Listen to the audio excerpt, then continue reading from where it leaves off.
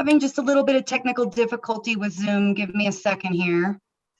And side note, have we made chat change down to just the host and co-host? We have not yet.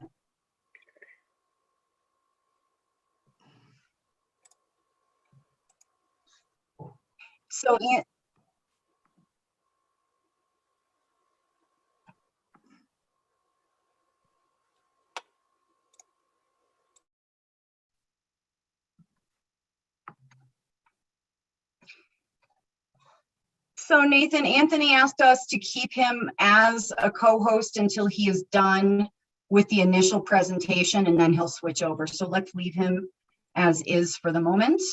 Okay. And we are at 5:56. We are live on YouTube. I am recording at the moment. We'll give it just a second before we actually jump in. I'll go ahead and put this on a screen share.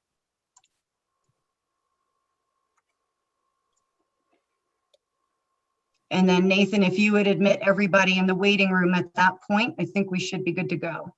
The chat settings before. Chat settings are to host only at the moment. Perfect. I am admitting all 18 individuals.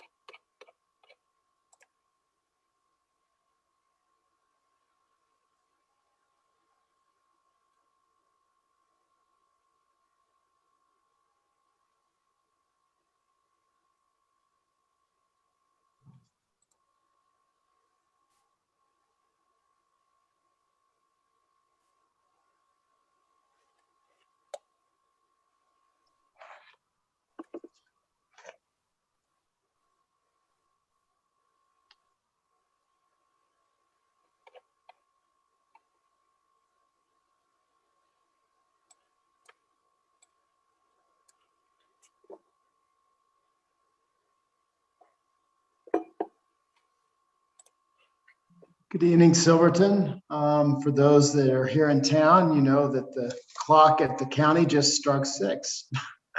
So I want to welcome everybody this evening. We'll just get started quickly and then we can go on to the community forum and to hear what residents' thoughts are on the purpose of tonight's evening. We'll go through some ground rules.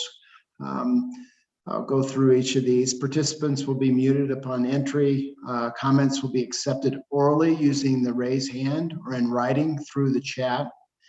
If you do not plan to comment, we're going to ask that you watch the meeting on the Town of Silverton YouTube channel. That's to save bandwidth. Seems like everything's going well right now, and we think that we are okay, but it's just another way you can observe what's going on if you're not going to comment. Written comments can be sent by mail to P.O. Box 250, Silverton, Colorado 81433, or by email to info@silverton.co.us. We'll get some information out in other forms, probably a flyer on how written comments can be provided. The use of profanity or lewd behavior will result in your removal from the meeting. We ask that everybody be respectful and understand there'll be people on tonight, and let's keep it civil amongst ourselves. I know we can all do that. Let's go to the next slide, please, Lisa. So it's important just to respect everybody's time, our neighbors' time, and our friends that are going to be on the call tonight and on Zoom. The purpose of tonight's meeting is for public to share their ideas of how to manage OHVs in town this summer. That is the purpose of this meeting, and then a working group will be created to help formulate plans for this summer and the future. You can let us know if you're interested in participating in that working group.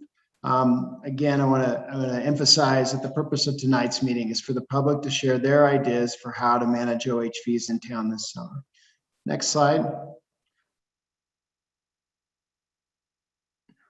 I'm going to bring up a few of the ordinances and around OHVs right now. There is a noise ordinance. It's related to any noise that either annoys or injures or endangers the comfort, repose, health, or safety of others, or to make or continue to cause or be made or continue between the hours of 7 p.m. and 7 a.m. I'm going to bring that up as it relates to mufflers as well. It is unlawful for any person to operate a motor vehicle which is not at all times equipped with a muffler upon the exhaust thereof in good working order and in constant operation to prevent excessive or unusual noises.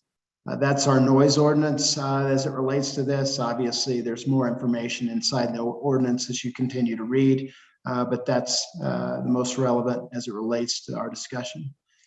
Next slide. There's a route ordinance. Their route was originally a special event route that was done in 2013-02. Following April in 2014, the route was identified as to be year-round, as an extended, well, not extended, expanded, I would say, to be year-round, the route. And then there was another there's in 2017, or excuse me, 2016-17 timeframe, another ordinance came into play after a vote, and in that ordinance, the town roads are specifically designated on the OHV route map, which is revisable to expand for additional right-of-way access by the town board of trustees, and is hereby designated as your year-round off-highway vehicle routes, and that's the current map we're working under. We'll go on to the next slide. People have talked about staging. It's important that people understand we do have a staging area currently. It's on down by Silver Summit and Red Mountain Lodges that accommodates up to a minimum of 40 back-end trailer parking spaces that are 12 foot wide by 45 feet long. And so right now there is a partial staging area. I say partial, there is a staging area. I can't really weigh in on the extent that is full or overflow. But for people's understanding, that was put into place previously and has been in place for a while. The next slide. There also was a group of people who had worked on community concerns originally. There was a group who worked on those, and I want to go over those concerns briefly. Concern number one was noise. Colorado noise limit for OHVs is 96 decibels. OHV industry average is 88. Jim Loki at Red Mountain Lodge was certified by the State Parks and Wildlife. I'm not sure the status of that concern as it relates to the lodge. Number two was dust, and the solution was to put on additional water sprayed onto the town route during summer months to cut down on dust. Concern three was public safety, and the solution that was proposed at that time was additional summer enforcement provided by the sheriff's office to throttle down the town. Number four concern, the fourth concern was access to gasoline. That's pretty much been addressed through the Triangle Motel. And then the fifth was route and markings corresponding our colors to match the Colorado State Parks and the universal OHV industry to the blue and white. There was also a discussion about using blue grade stakes, whiskers is what they're referred to, on the dirt streets to clearly mark the route the OHVs are allowed on, and blue stripe on Green Street clearly marking route. Educational pamphlets with clear instructions for routes will be available for businesses in the town to distribute.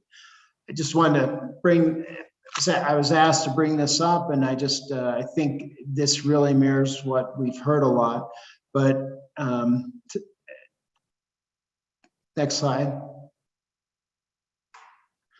So public comment to speak in Zoom, raise hand or dial *9, limited 3 minutes per person, and state your name and place of residence. If you're a summer resident, you can just say your residence is here, but please state your name and your residence. Type comments into chat and send to chat. Comments will be read by a moderator and available for later review. All comments in chat will be available for later review. And submit only one comment per person. Next slide. Finally, thank you. To volunteer going forward, you can email info@silverton.co.us with OHV working group in the subject line. And then written comment consent can be sent by mail to P.O. Box 250, Silverton, Colorado, 81433, or by email at info@silverton.co.us. Just want to welcome everyone here tonight, and look forward to hearing everyone's thoughts on how we manage OHVs this coming summer.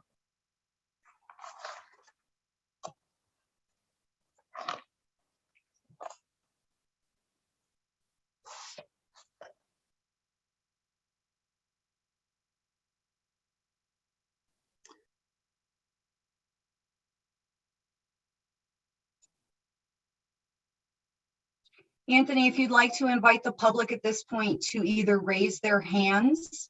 If you are on the phone, you can dial *9, and myself or Nathan will allow you to speak in turn. You can also send messages through the chat. Please send them to chat, and we will read those aloud. Thank you, Lisa.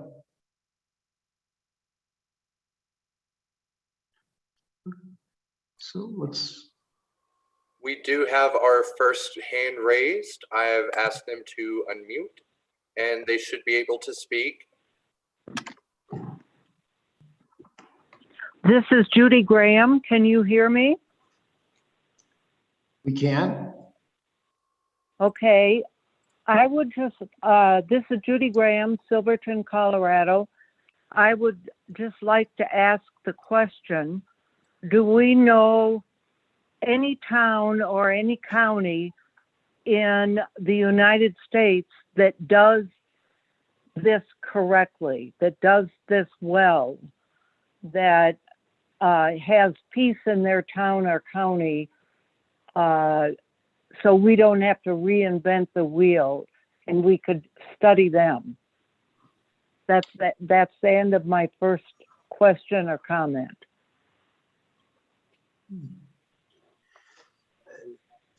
Thank you, Ms. Graham. I think that we'll need to research that information. That would be something for our panel group to look into. It has been done different ways, and there have been adjustments during that, and we'll make sure that we do that research in our efforts, both short-term and long-term, identifying short-term and long-term solutions.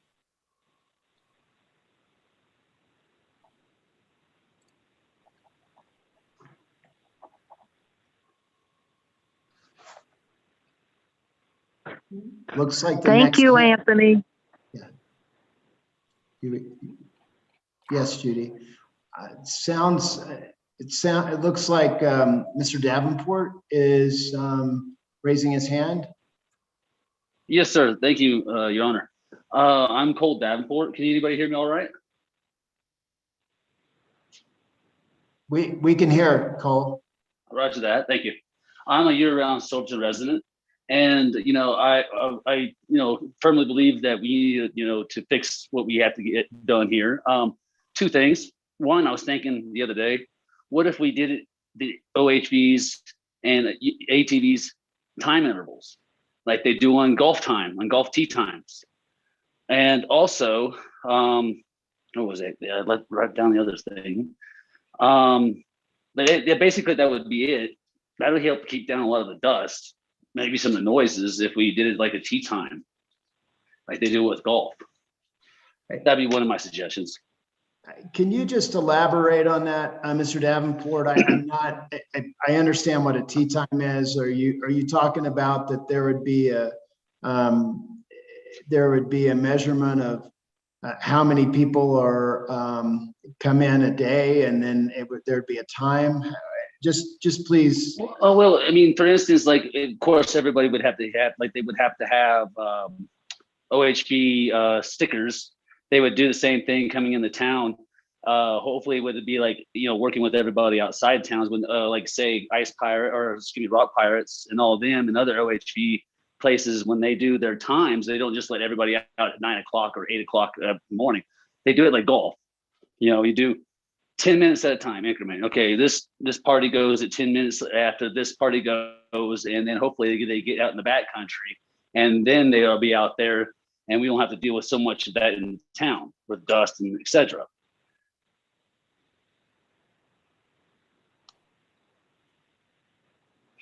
And another thing was to help the back country. More signs would be very, very helpful. I too sometimes find myself a little confused what is out there, what's going on out there. Maybe more signage out there, warning people, telling people, obey this law, do this law, speed limit. That way it cuts down on Mr. Sheriff Burris Conrad and his deputies on having to patrol such areas as well. Maybe people will tend to listen to signage. Sure. And Mr. Davenport, and I'll defer back to you in just a second and give you a few more seconds or 20 more seconds. I just want to just remind everybody, we're really looking at managing in town. We will pass along. That's a useful thought that you have there about the county, but the staff at town is really working on town. We will work with county as going forward, but right now we're looking at how we can manage in town. Yes, sir. Yes, sir. I understand. Yeah, you're good. Go ahead, Mr. Davenport. The last few seconds I had to say, then what it has to do with the town would be great is if we could do it, like I said, tee time on golf, like they do with golf. Get them out intervals. Maybe whatever times they open the companies, and that'll give at least some people lotted out, so that way it doesn't create such a loud ruckus. And also because many ATVs at one time is going to be a louder decibel versus an 88 decibel one machine. There's 20 machines. There's a bunch more decibels involved. We all know that, but that would help us try to get people to come into town within intervals. Thanks, Mr. Davenport. After that, you guys have a good evening. You as well.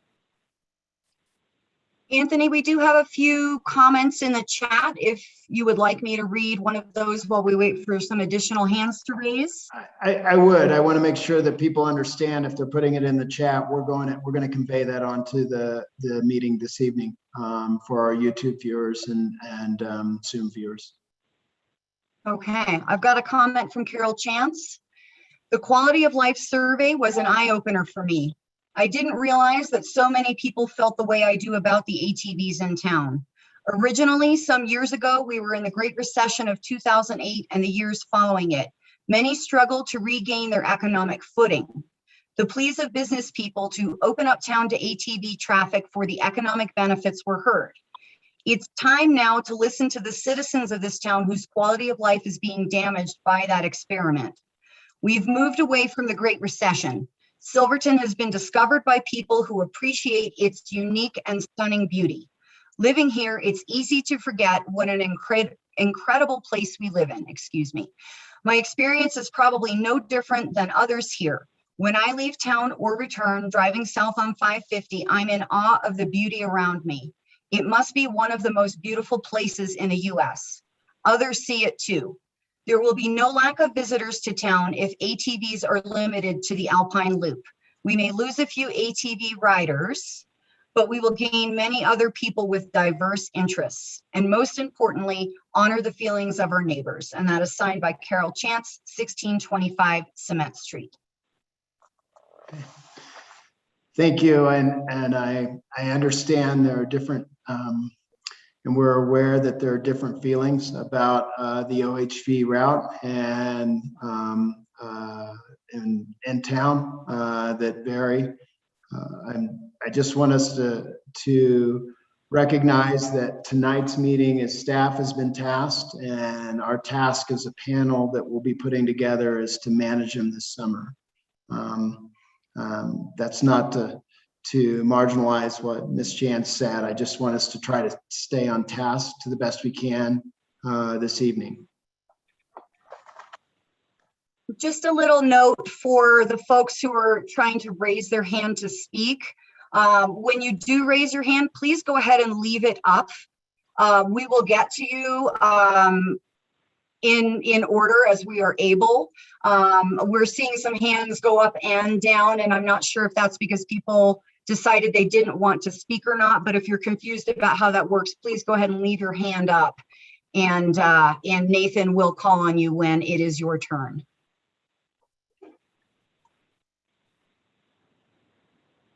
And Not seeing any other hands at the moment, so I can read another chat comment, Nathan. we do have Jim and Amy Loki. He's raising his hand asking to speak. Great. And Jim, if you will unmute.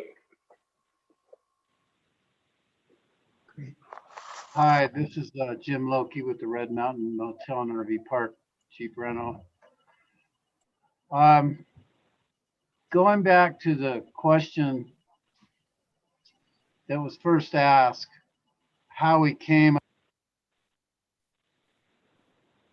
with the same format with OHVs that they use in Utah and Ridgefield, Utah, how they sign their streets. We made a trip there, and when we came back, we used that same format as what we presented to our OHV club and the town board when we were getting ready to vote to put the OHVs through town. And the only thing that we're really lacking that we haven't done that Utah does is the blue line on the street. As far as the signage, all the signage needs to be in blue because nationwide and even with Colorado State Parks, they recognize the blue signs with the OHV user group. So I just wanted to let everybody know that we did do the trip on that, and we did our homework looking into that very closely and tried to work smoothly with the other states so that when other users came or tourists, they were all on the same page. Dust is always going to be a problem with dirt roads. There are some ideas there. Here in Silverton, we're all involved in what they call the Alpine Silverton OHV Club, and we have monies where we could forward, and our tourism also has money that they would forward, and our tourism board actually has quite a bit of money that we could tap into for additional and better signage than what we're using right now. So we could help with that, with like blue lines on paved roads, a little better signage, especially at the south end of town where everybody wants to go down to the Y to buy gas. And then for noise, moving forward on that, as one of the sound testers for Colorado State Parks here at the Red Mountain Motel and RV Park, what we can tell you is that we have been selected in this area to test vehicles, and you have a 98 decibel that you can operate on. And if you're over 98 decibels, then you just get a ticket. And I know it's hard to police all of that, but 98 decibels is throughout the state. And it's actually 98 decibels is pretty quiet. And it's the same program for the snowmobiles that we use here in town and up at Moe's. So we're working hard on this stuff, and we want to try and move forward with this. And like I wanted to reiterate, we do have monies to help forward with, like I say, better signage where we could get down and sit with John Seitz with the town and say, well, let's reroute, let's get our signs in a little better order. Let's put the blue line. Let's follow a couple more guidelines like Utah and the other states, so that everybody's on the same page, because the confusion isn't with us, it's with our tourists. And just like when you come here and you register. So Jim, I'm only, because we're going to try to give everybody 3, I'm going to cut you off. Yeah, I'm sorry. I don't know. But Jim, I do want to ask you one question real quick. You did mention about the Utah Richfield. Do you have documentation or anything I could get from you that we could work on the panel with? Yeah, we could provide that. Okay.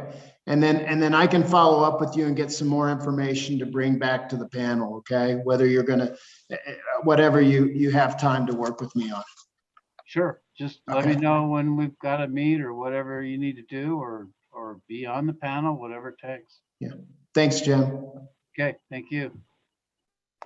If I can chime in, I did just post in the chat, but I wanted to reiterate, some folks are having a hard time figuring out how to raise their hand.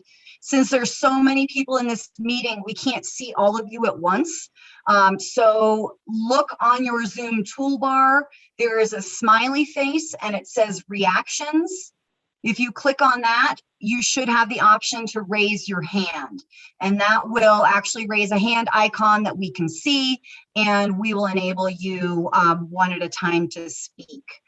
While I have the mic, Anthony, if it's okay, I'd like to read another comment that was given to us in the chat. Sure. Okay, and this is from Liz, who is a resident. She says, one of my biggest concerns is the protection of the backcountry. How can we do this without stretching our police force? How can we do this without the consequence of the National Forest / BLM land becoming too regulated from outside sources?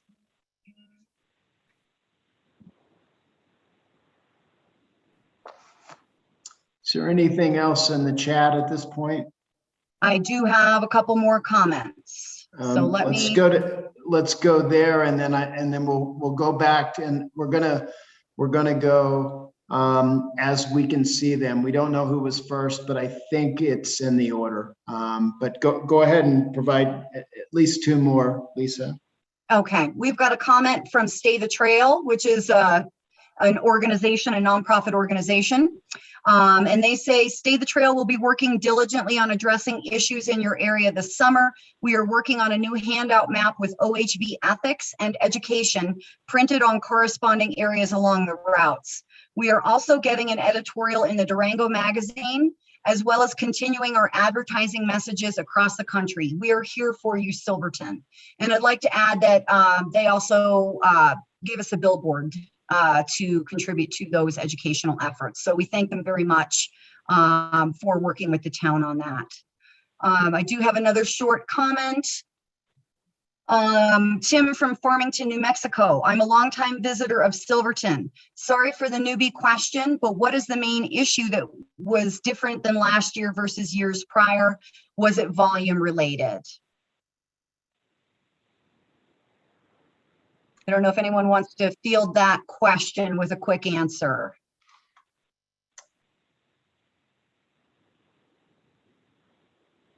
I'm going to go ahead and ask that you let John Jacobs answer that, and then Lloyd will go to you. I just want to let you, we'll be right there. Go ahead, and can you unmute John Jacobs? He wanted to answer that question, or field that question, I should say. And So John, go ahead, Lisa. I was going to say, I just clicked ask to unmute. John, if you can either press the space bar on your computer or find the little microphone icon. There you go. Perfect. Go ahead. Go ahead, Officer Jacobs. Yes, very definitely. Volume is much a problem, if not the biggest problem last summer. Thanks. And for those who may not know, Officer Jacobs is one of our officers with the Sheriff's Department here. Has been here, I think, well, more than 2.5 decades around. I'm not going to age you, John. Thank you. Okay.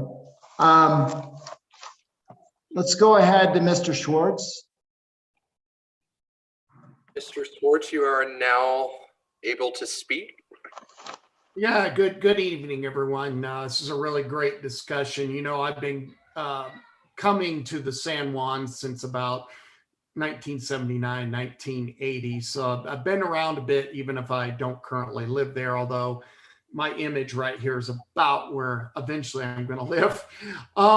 And I've certainly seen a growth. I remember when I used to come on the 4th of July weekend and camp in Eureka and only be a couple people there. So obviously the growth is nothing totally new, and it certainly does need to be managed, but I'm also a realist and realize that as a part of my commitment to retiring in San Juan County and Silverton, that OHV recreation is simply essential to the financial future of the town. And while, you know, there's a lot to offer, from hiking to biking to river rafting to the train, in the end, it just happens to be that OHV recreation is big. From where I'm going to build my house, I can hear cars going up day and night in the summer to Deer Park. It is what it is. It's part of living there. So I think it's important to understand that. But of course, you know, we need to make sure everybody is comfortable. You know, I think this is a really hard thing to address, because it's hard to see how, beyond a little bit more enforcement, you take things further than they are, other than, is there a way to take some of the problem and remove it from the town, and or address it outside of town? And a couple of suggestions I have. Now, the first one, I know I'm going to get lots of oh my gods, but you know, what if you had a staging area outside of town? And the reason I'm saying get a lot of oh my gods, because obviously there would be a cost there, and there'd have to be some grant funding and some things that would go into play. But creating maybe a staging area outside of town, so that would then cut a bit of that traffic down in town. The other suggestion is something I've flipped around in my head and with people over a number of years, and that is some sort of volunteer a trail ambassador program. And this would be just made up of volunteers that on high intensity weekends, and really, we know what those are. There are certain weekends and weeks during the summer we know are going to be crazy. out there on the trail. Get some folks out there as volunteers with maps, with tread lightly brochures, stay the trail information, educating people, talking to people, maybe meeting them as they come into town, and about being respectful and respecting the town as well as the trail. So anyways, 2 ideas there. I think OHV recreation is critical. It's critical to the future of the town. I think it's part of what the town's about, but the idea of raising money for a staging area outside of town. And then the other idea is exploring a volunteer trail ambassador program, because some of the problem is simply education. It's not always that people are there and want to do wrong, go down the wrong street, or buzz through town too fast. Maybe they just need a little more education. So those are a couple ideas that I have. It's a really difficult issue, and hope that helps. Thank you, Mr. Schwartz. The next is Mandy. The next hand that we have that order is Mandy Brown.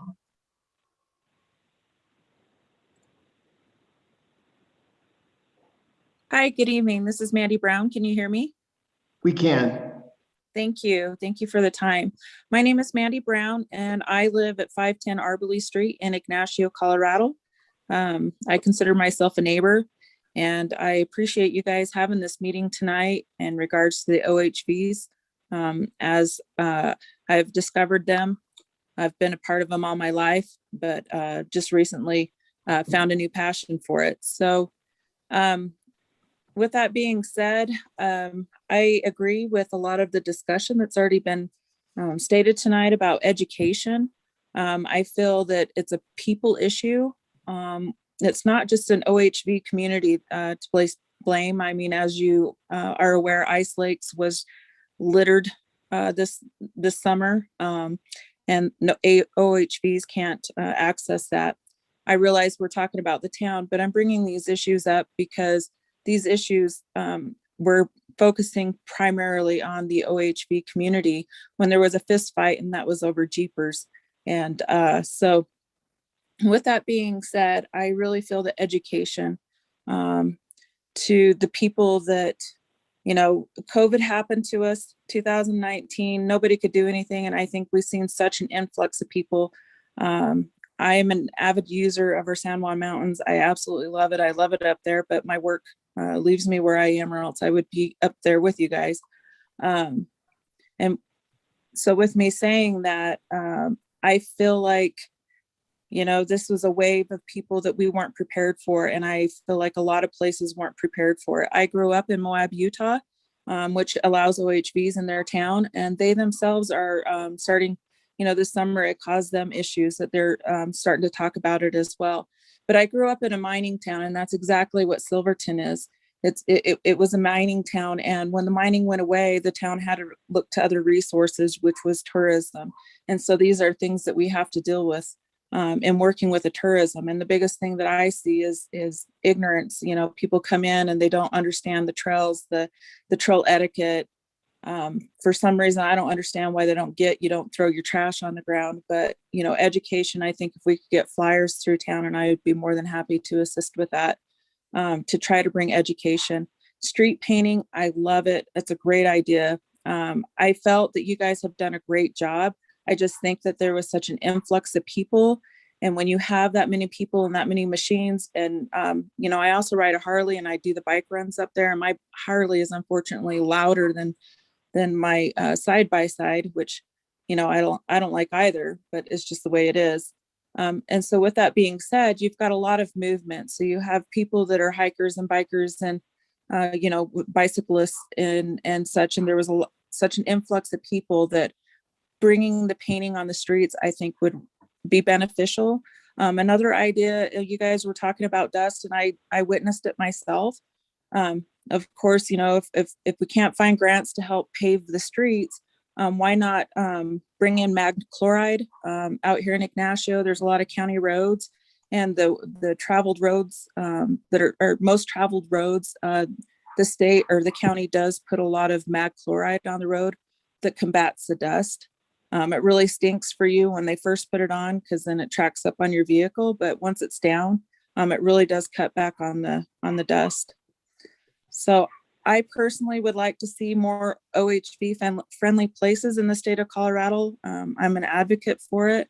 You know, I've owned a Jeep in the past, and for me, my side-by-side is more comfortable. And I think it's just more of an education and a people problem, not so much you know, a specific group, because you're still going to have noise with, you know, the motorcycle rallies that come into your town. They, you know, there's Ms. bike rides. Brown? Yes, thank you. Sorry.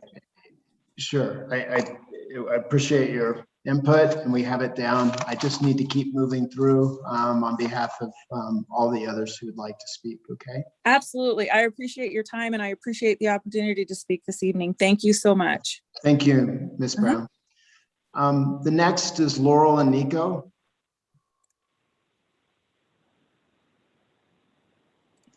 Hi, can you go ahead and unmute Laurel and Nico's family? I'm asking to unmute. You can either hit your spacebar or you can click unmute.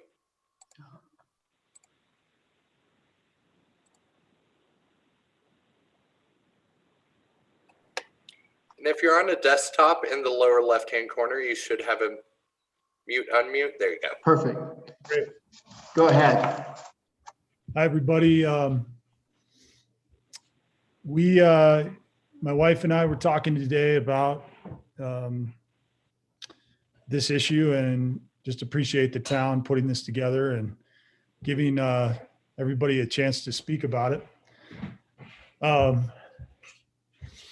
It was interesting to hear the last two comments because our comments are pretty much in line with what Lloyd and then Mandy shared.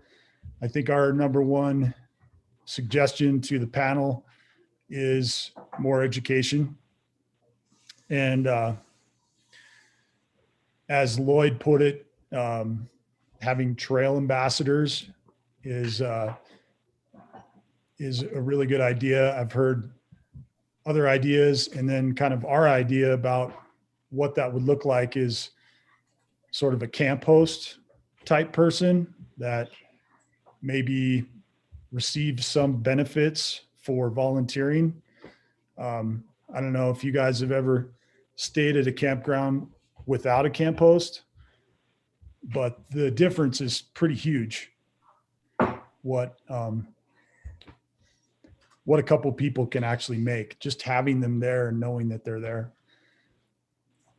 And then the other thought I had was that the visitor center is a great resource for most tourists, but it's actually outside of the OHV route.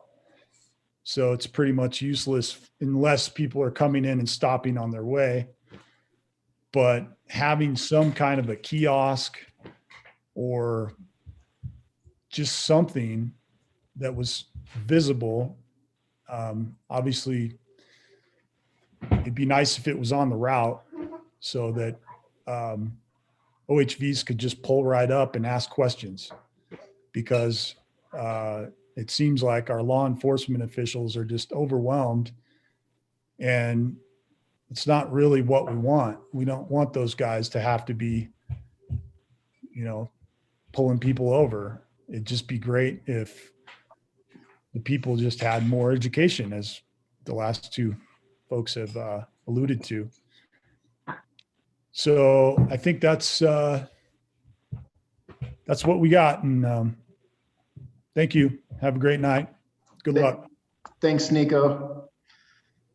The next we have is it looks like Timos. I apologize if I'm butchering the name. If you could just let us know. We'll go there, and then we'll go back to anything in the chat, and then I'll come back to San Juan Mountains and Sharon and Ron. Okay, just to let you know where we are right now. So Timo's iPhone. Hi, everybody. Can you hear me? Hi. So my name is Tim. I'm from Farmington, New Mexico, so just your southern neighbor. And I'm a big supporter of the UTV OHV market.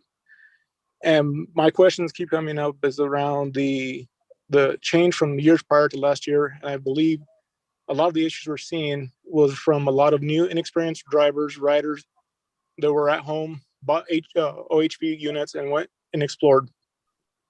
We're having the issue here in Farmington. We're having issues in Moab. We're having issues all over the place. One thing that we're trying to do that seems to catch people's attention is to use of social media.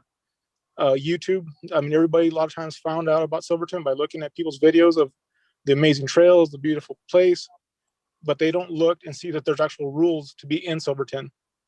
So has the town of Silverton looked at developing some type of a promotional video showing, yes, you can come to Silverton, you can come and enjoy Silverton, but you need to follow the rules. Here's designated routes, here's the speed limit, here's the noise level.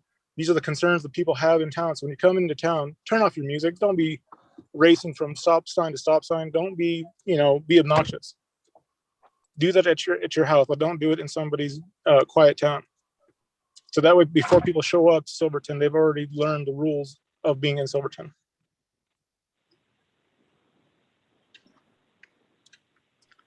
Thanks, Tim.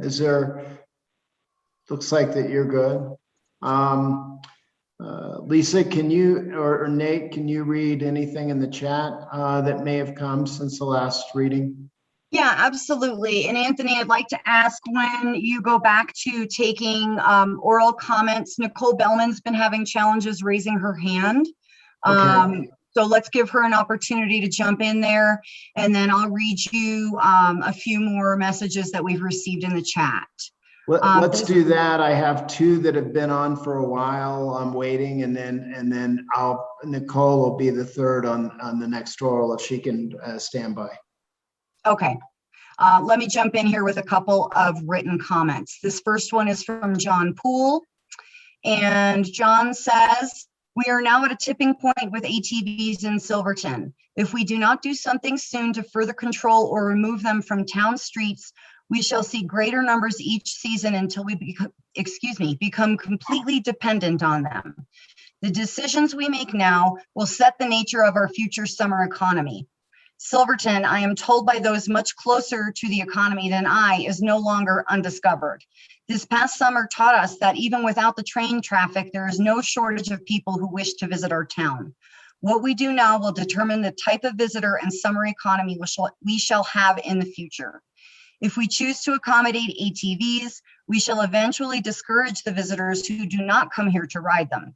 Hikers, cyclists, people interested in our history, families with children who come to see and experience the natural wonders of our mountains, international visitors, all may be discouraged by a town glutted with noisy machines that have no part in the history of our town." Hang on, the comment jumps.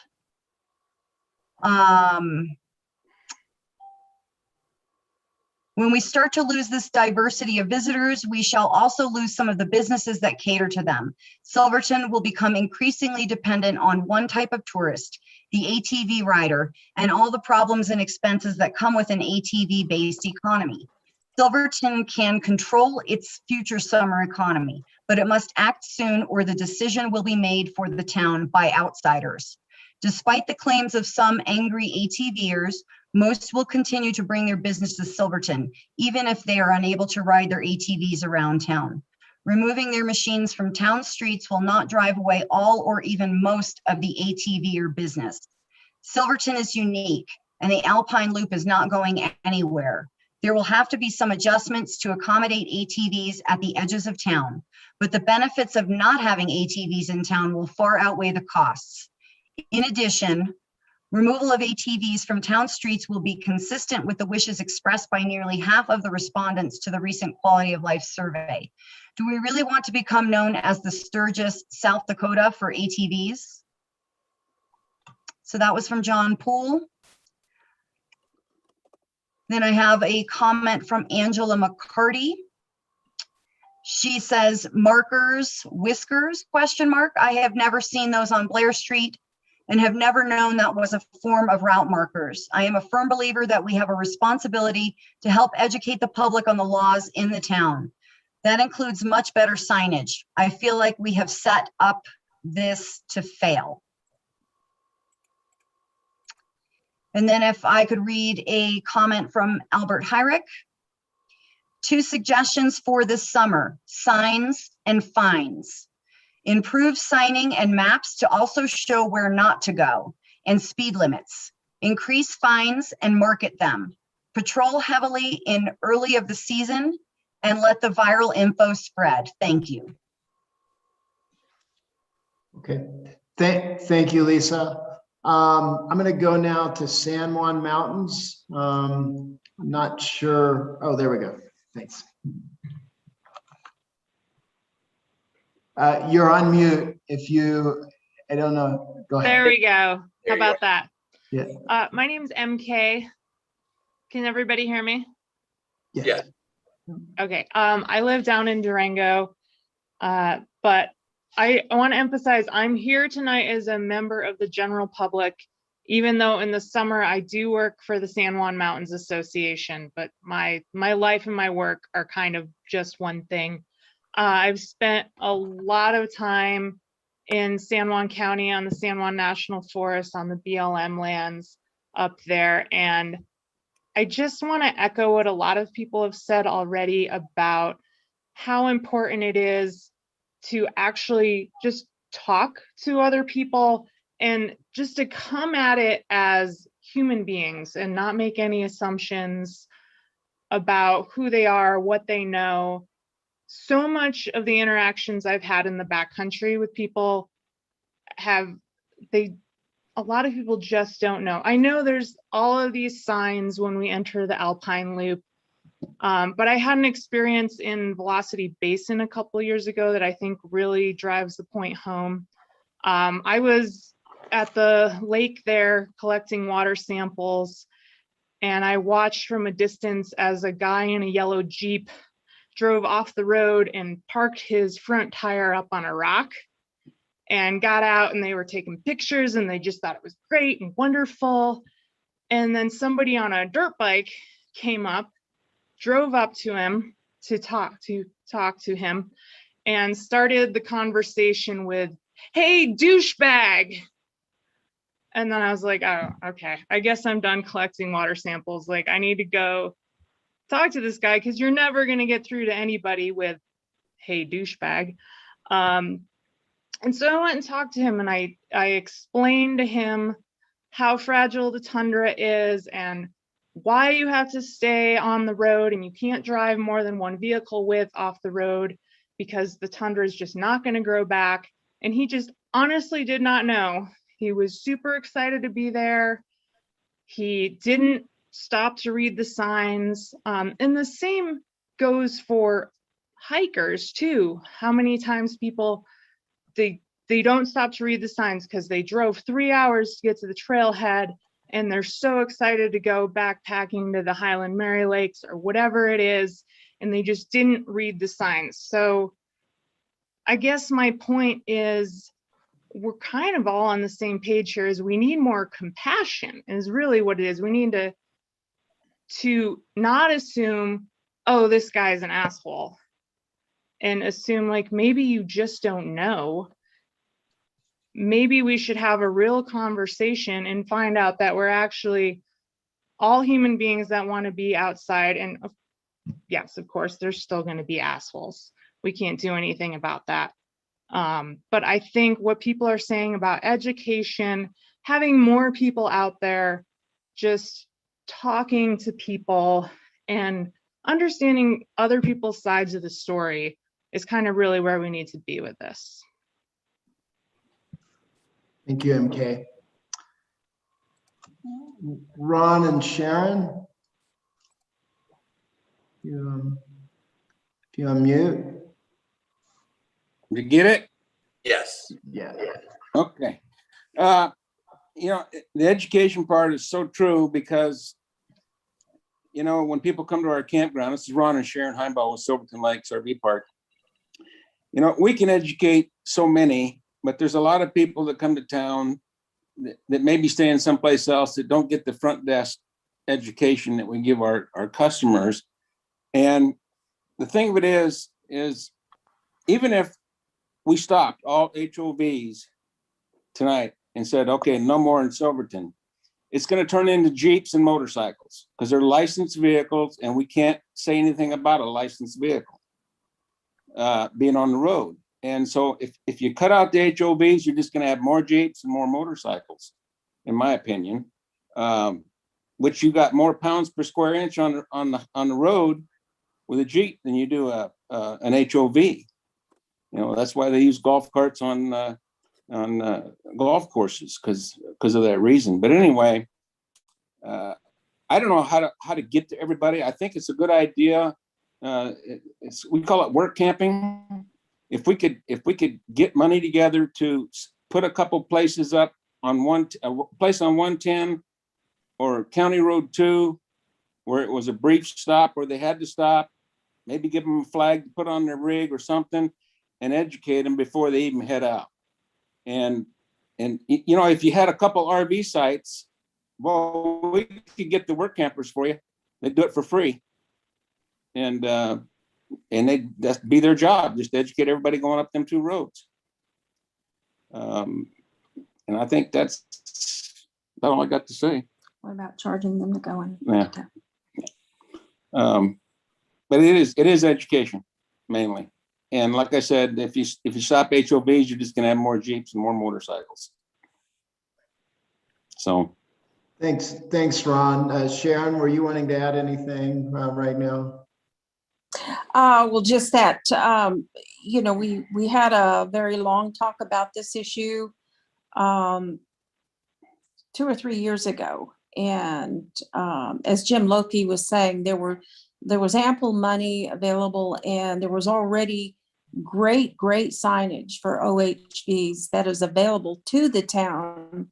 But for whatever reason, we didn't use those types of signs. But there are effective signs available, you know, that are better than what we have.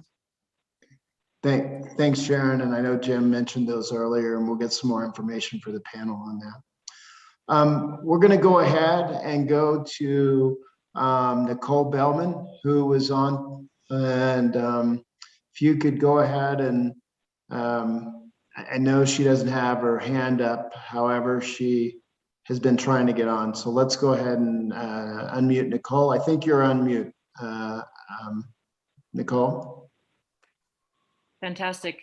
You can hear me? We can. Awesome. So I think having the OHVs in town has just been a nuisance and hard to handle and hard to contain and loud and noisy and just a disturbance to the overall town in general. I think that a staging area, as has been mentioned many times, is a great idea for the town to do, maybe out towards County Road 2, maybe in that Y area, somewhere around the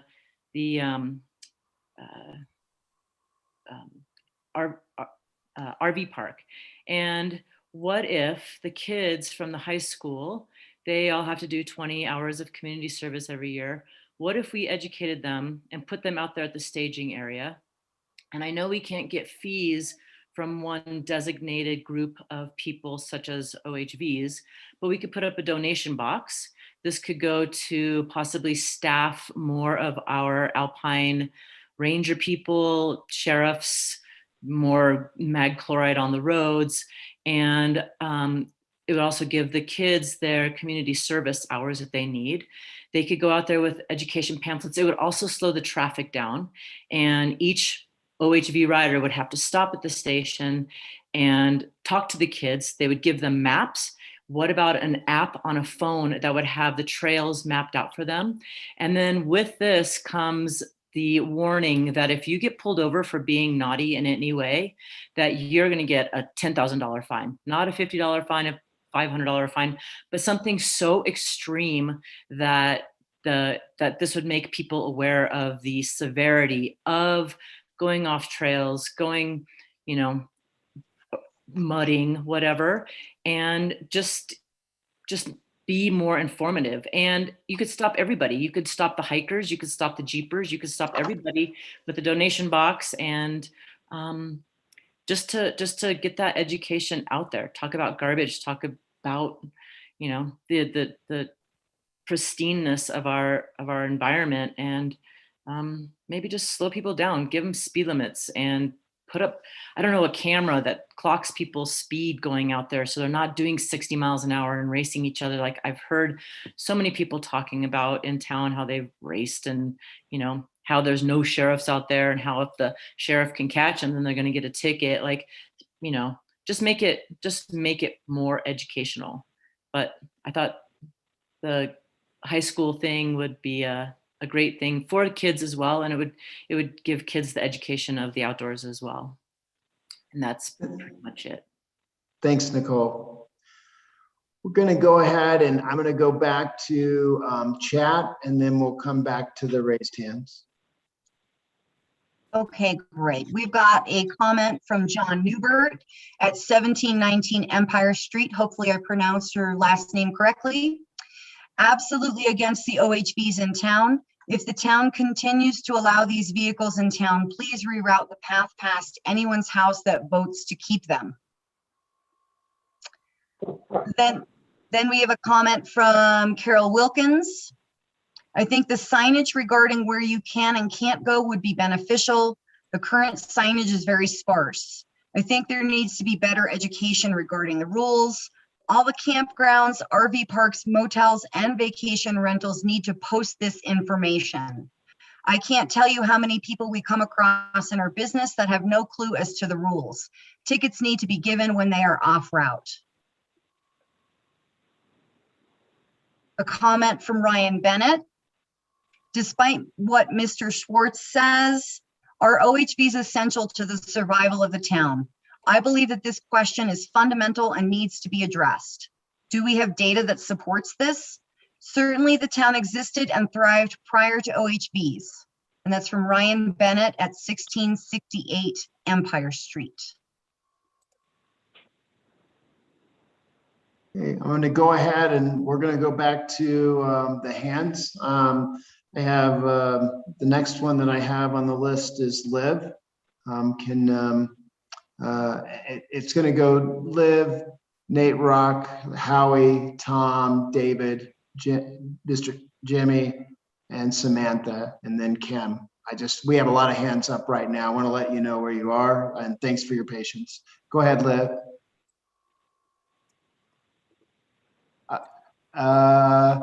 Lower left-hand corner, is there a mute? Got it. Thanks. Had to wait for the request. Hi, I'm Liv. I live at 1768 Mineral Street. I moved here from Salt Lake last summer. I'm a remote software engineer and I live here with my husband. I came from Alta. That's where I was living in the Gold Miners Daughter Lodge. Sorry, I'm not good at public speaking. And I've also spent a lot of time in Moab. These parts of Utah were very near and dear to my heart. And I'm in Silverton because I felt like not just OHVs, but social media kind of ruined these places. So I don't know that I really have a question so much as a precaution. I have seen the exponential growth that social media causes, and it is not just confined to OHVs. I see it in every backcountry ski group I'm in on Facebook. I see it in backpacking groups on Reddit. I see Silverton come up almost every day in my social media feeds. And if that's happening for me, most of my social media is still in Salt Lake. It's happening for those people in Salt Lake. And you can think of every visitor that comes to Silverton and tags the location as 10, 15, 20 more people that are going to be coming. And so what I'm mostly aiming at here is that I do think that we need to have some sort of regulation in town. And it's pretty scary being new in town and voicing an opinion, but I love this idea of a staging area. Last summer was pretty rough moving here, and I knew there were OHVs, but I had no idea it would be as bad as Moab. But it was as bad as Moab last summer. And it was pretty shocking. I knew that OHVs were allowed on the streets here. I just had no clue that it was going to be that extreme, the level of noise. How much people don't really care to stay on the designated streets. I had people, I saw people whipping around town when I was on walks with my dogs, and it was pretty frustrating. But a staging area and just being aware that like this isn't really going to stop. It's not going to stop with the OHV users. It's not going to stop with backpackers. Silverton, the cat's out of the bag. Thanks for letting me speak. Thank you, Liv, and thanks for joining our community with the rest of us.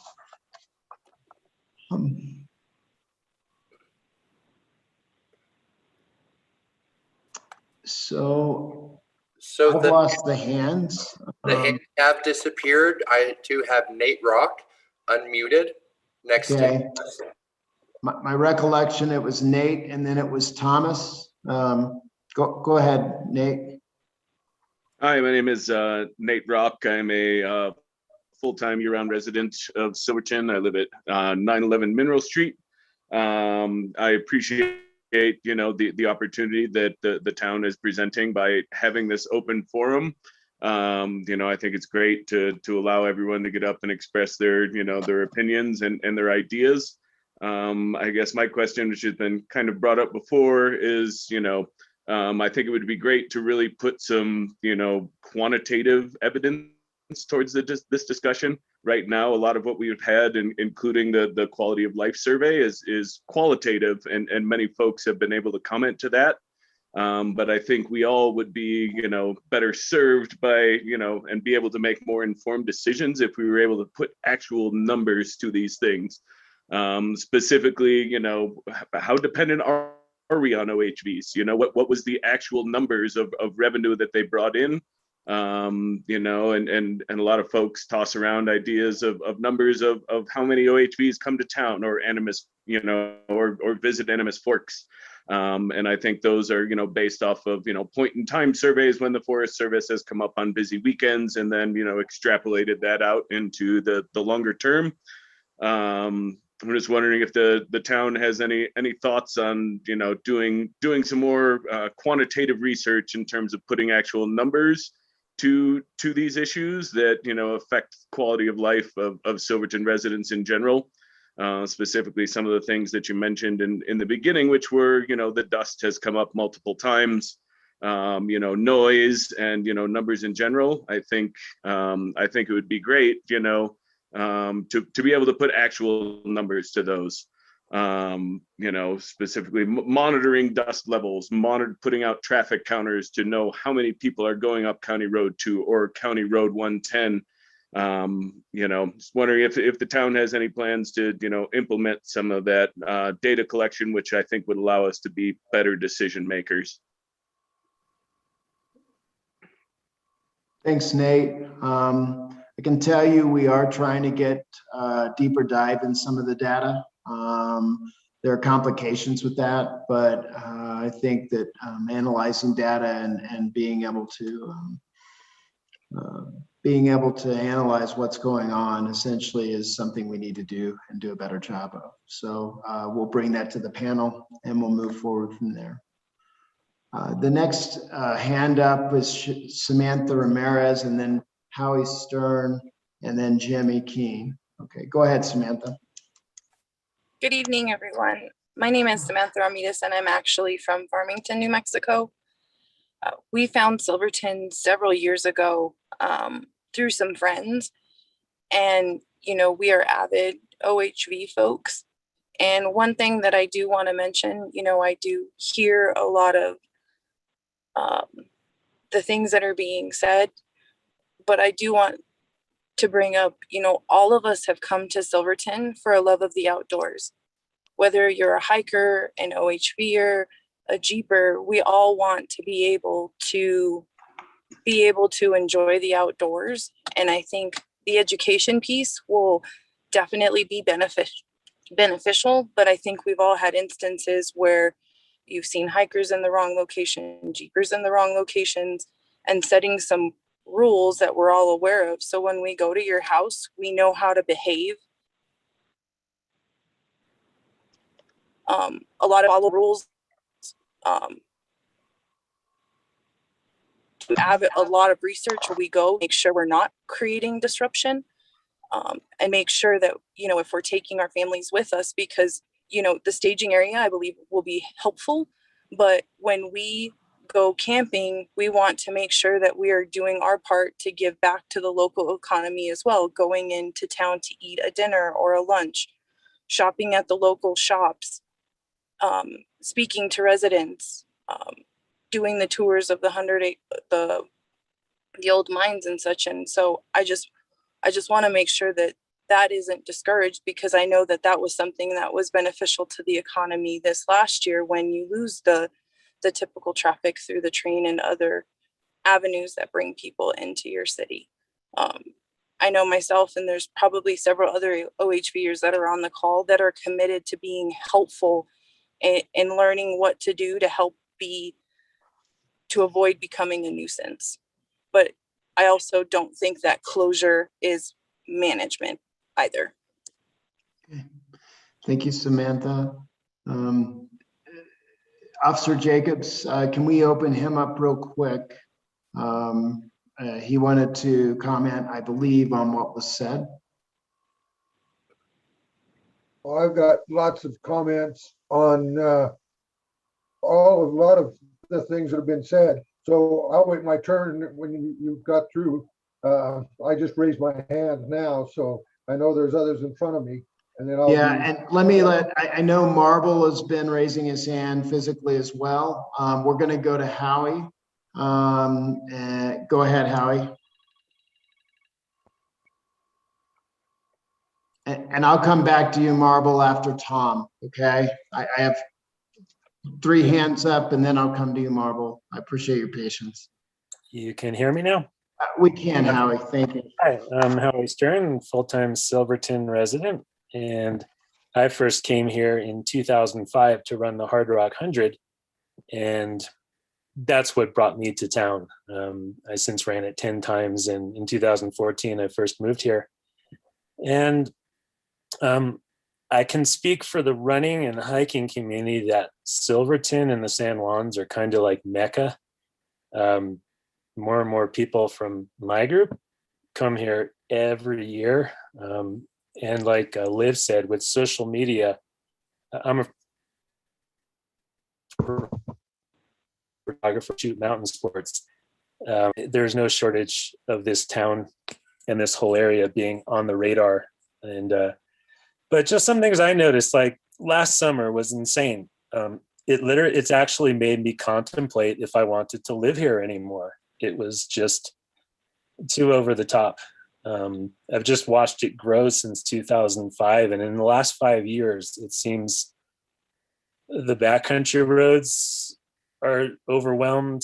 The noise levels in town, like I was sitting on the Shrine Road last summer, and usually I hear the sounds of the aspen leaves in the wind, the birds, maybe my dog's collar, and all I heard at 9 o'clock in the morning was the sounds of mechanized travel.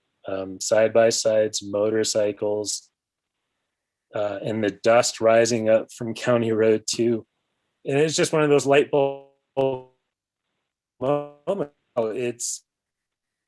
It's just in your face now. You can't escape it. So what can you do? Maybe having a staging area outside of town is an answer to at least kind of declog town with some of the traffic. Or like, for instance, I can't remember how many times I saw like a 30-foot trailer parked in front of the post office for 3 straight days. It's like people just unload their stuff and then leave it. I mean, and I see that all over the side streets. I don't quite understand that. Education is a big thing, obviously. I know in my world, like we're required to do trail work for our races. I'll tell you, the first time I ever did trail work, I never looked at trails the same way again. You learn what the impacts are that people do when you actually work on things. I don't know if there's something similar in the OHV community where you can or offer some type of volunteering that people understand what their impacts are in town, what they are in the backcountry. And I know it's not just the OHVs, it's also the hiking groups. So I was shocked some of the damage I've seen on the trails, whether it's Columbine Lake, Ice Lake, Island Lake. I guess my time is up, but I just wanted to say a few words that, I just hope something is done. I don't know what all the answers are, but I love this place with all my heart and soul. And for me to be thinking like, do I really want to live here anymore? Because of how out of control it feels, it just hurts my heart. So thanks everyone for listening. Thanks, Howie. Jimmy, we'll go ahead and let Mr. Keen. Think we're Can you hear me good? okay? Can you We hear me? can. All right, I'm just going to read something I had wrote out. So many years ago, I was deployed south of Miami Beach as part of a joint operation working with several government agencies. One night, some of my guys wanted to check out the nightlife at South Beach. As the deployed commander, I gave very little direction other than be back for your shift in the morning. Mistake. While everyone showed up on time, they hadn't eaten, showered, and a few were clearly hungover. As the commander, I had a choice: cancel the nightlife for everyone or put some very clear parameters in place and enforce those. As the leader, I took the blame for not providing clear guidance. I don't think we have an OHV problem. We definitely have a problem, but I don't believe it's fair for the OHV community to shoulder all the burden.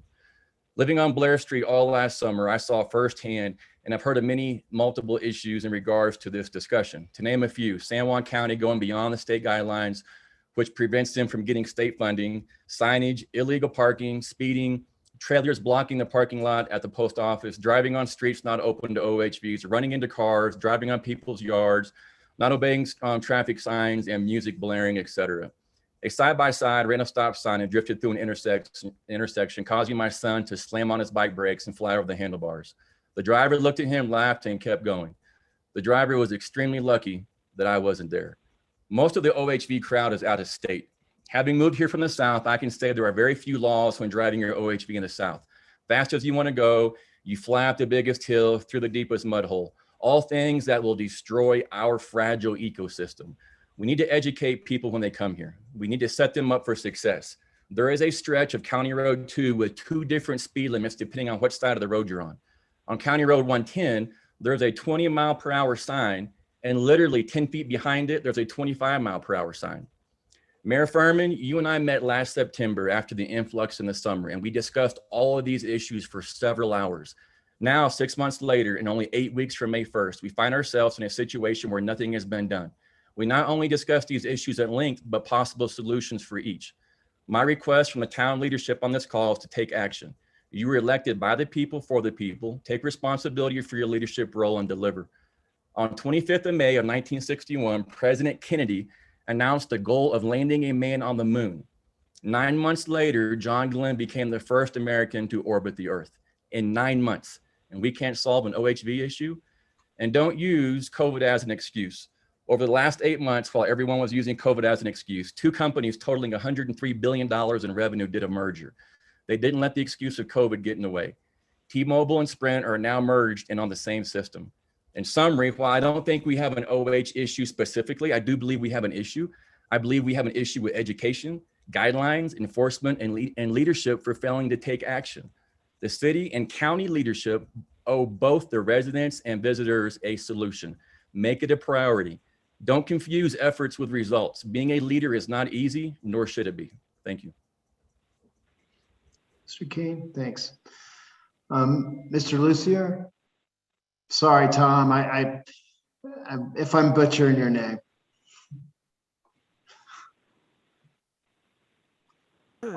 Thank you, Jimmy. You said a lot of really good things there.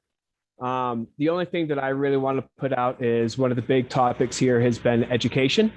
And one of the ideas that I proposed last year was that we figure out a way to put some sort of a kiosk out at Animas Forks, which is kind of like the main hub of the trails that exist out there.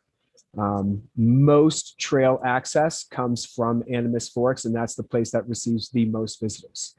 So if we could put a kiosk at Animas Forks that has information for everybody, for visiting Lake City, for visiting Silverton, for driving on the roads, all of that stuff, no matter where anybody's going, they get the proper information and education that they need.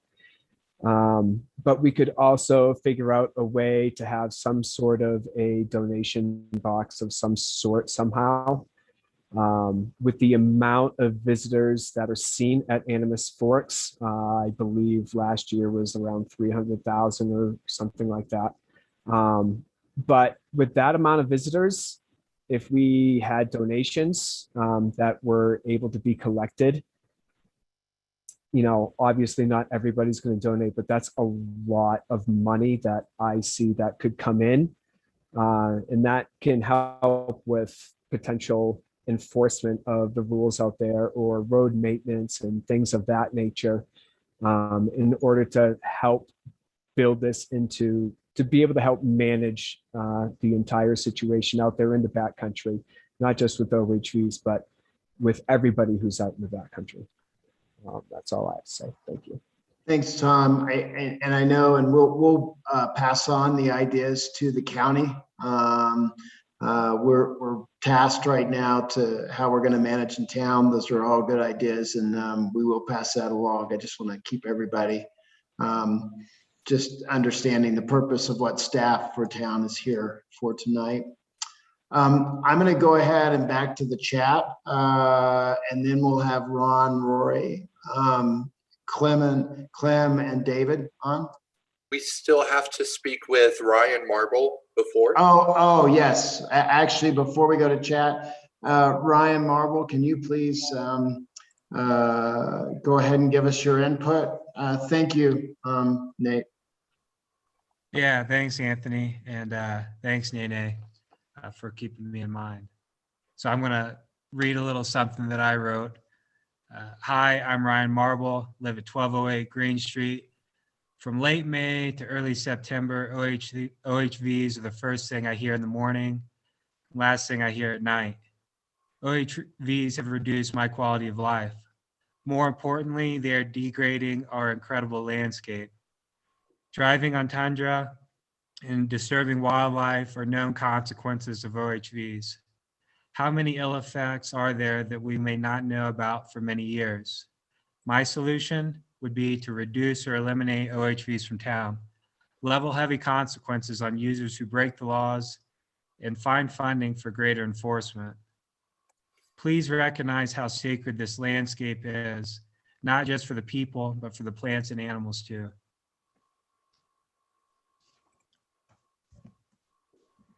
I think that's all I have to say, Anthony. Thank you. Thank you, Ryan.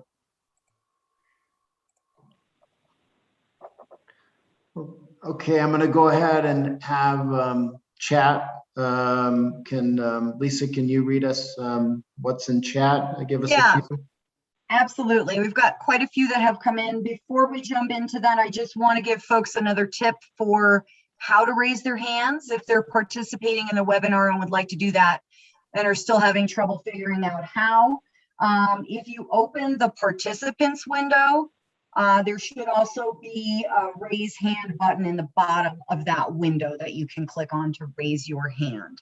So a couple different ways to get there. Our first comment that I'm going to read is from George Kerber. He says, I live in Uray County and my friends and I ride our ATVs into Silverton about 4 to 5 times a year for lunch. If we can't ride our ATVs into Silverton for lunch, then we would have no reason to spend money in Silverton. I wish the town of Silverton the best in figuring out how to manage OHVs. Then I have a comment from Ken. I don't have any other identifiers. We'll see if there's something at the end of the message.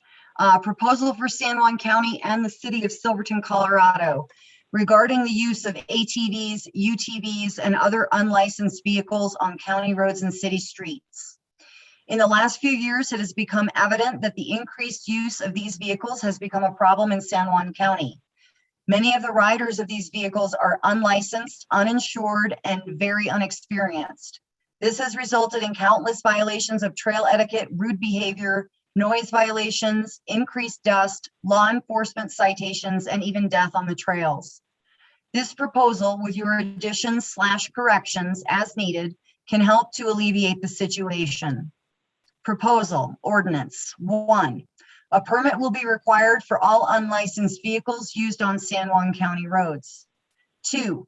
Purchasers and users will be required to display this permit on their vehicles, either in the upper corner of their windshield or on the upper left hand of their roll cage, or on the left-hand fork of their quad/motorcycle in plain view. 3, the permit will be issued online or, hang on, it skips. I believe it's saying at the town, but it jumps. So 4, it is recommended that users purchase their permits in advance. 5, permits will be issued to drivers/riders over 18 years of age with valid driver's licenses and proof of liability insurance for the vehicle. 6, the permit will be valid for 1 calendar year. 7, the permit fee will be $25, $20 if purchased online. 8, prior to purchase, users will be required to read and sign a list of rules and regulations regarding trail etiquette and usage of their vehicles on the streets, roads, and trails in San Juan County. 9, if adjoining counties enact similar rules, there will be reciprocal recognition of the validity of the permits. This would eliminate the problem of users that do not want to get a San Juan County permit just to ride from Engineer Pass to Cinnamon Pass if they were doing the Alpine Loop from the Lake City side. Let me just check and see if that's the end of these comments. Okay, I do believe that is the end of that particular comment. Okay.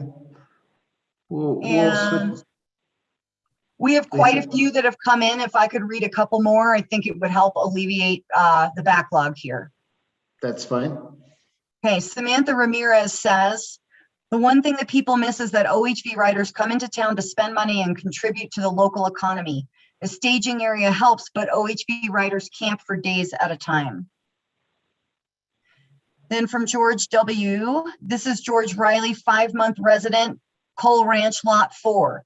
Why would we put a noise limit on the OHVs when the Harleys come into town with straight drag pipes? That's the noise. From Kyle, we have, my name is Kyle. I am also a new Silverton resident like Liv. OHV presence within town is something that many residents now oppose, and those residents are the most important people to take care of for the future of the town. I strongly believe they should be relegated to the periphery of the town in a staging area where they can still access local businesses as well as the beautiful Alpine Loop. OHVs don't have to be the only source of economic opportunity for this town. I already see that change happening. This area could be a hub of the trail running, backpacking, mountain biking, and climbing communities in the summer, all of which have no negative impact on the quality of life for residents in town. Fostering those lower impact activities is critical to the long-term happiness of Silverton residents. Even if we relegated OHVs to the periphery of town, it would still be a major hub for the OHV and jeeping communities since they have access to world-class off-roading just outside of town. And if I might read one more and then I'll hand it over. This is from Melody Skinner. I appreciate that so many out-of-town people have joined to express their interest in this issue. The last summer was unusually busy. COVID made a very unusual summer of a lot of people that were not happy that they had to deal with COVID restrictions in general. A lot of locals in town did try to stop and pleasantly advise OHV drivers that they were off route. A lot of locals do that every year, including me. This last year, a lot of OHV drivers did not care about rules and made it clear they were not going to abide and were very rude. This is probably what brought this issue to the surface now. Those of you that live out of town need to reflect on the sheer volume of OHV traffic the locals in town see all summer and the last summer especially. Thank you for joining tonight and offering suggestions. Okay. Thank you to those that are participating in chat. We'll go to Ron now. If you could unmute Ron.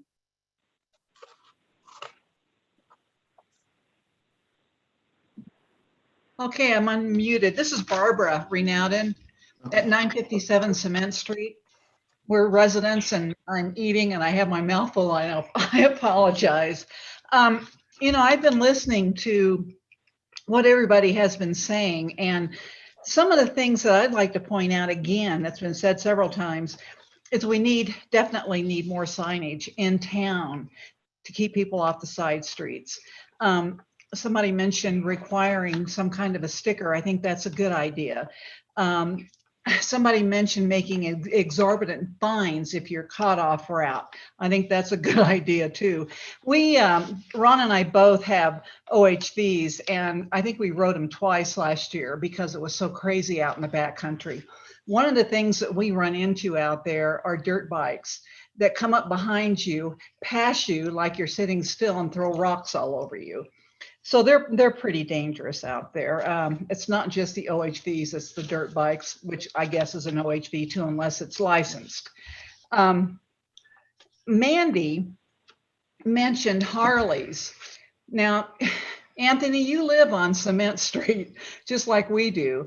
When a Harley comes through town, or when a group of them come through town, that's what we hear over on Cement Street. You know, we don't hear too much of the OHV noise. It's the Harleys and the dirt bikes that go up and down the street. But anyway, I just thought I'd throw that in for those who think it's just the noise coming from OHVs. It's also from diesel trucks, by the way. Anyway, let's see. I like the idea also of a promotional YouTube that was from a person named Tim. I would like to see a lot of positive things brought up rather than just the negative. That's pretty much all I have to say. You know, we enjoy riding in the backcountry. We didn't, like I say, ride last year because there was too much traffic out there, and they're nuts. We need more signage. We need more information for people to take. Oh, the other thing I had is make them get a sticker when they come into town, and on the sticker they can put in their windshield, but on the sticker it can say, which is facing them, require them, let me turn this piece of paper over, you know, obey the speed signs, stay on the roads, obey a directional signs, take your trash out. Now, it doesn't have to say all of that, you know, but it could indicate that. Haul your trash out, obey the signs, obey the speed limit. And that sticker should be facing them in their window. That way it will remind them of what they need to do. That's all I have to say. Thank you, Barbara. We'll go ahead and go to Rory.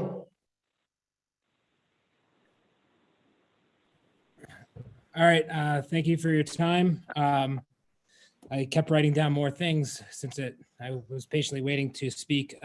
So first of all, thank you for the board for letting the citizens of town voice their opinion. I'm a full-time resident on Cement Street. And I guess, first of all, what I wanted to highlight is that I spend nearly my entire summer working in San Juan County in the remote backcountry areas and along the county roads and at sites.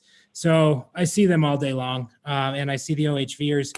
And so what I wanted to start with is that, you know, from experience, I've had situations, because I'm wearing a yellow vest, that I respond to accidents and support questions and things like that, because we're a long ways from town and it takes a while to get there.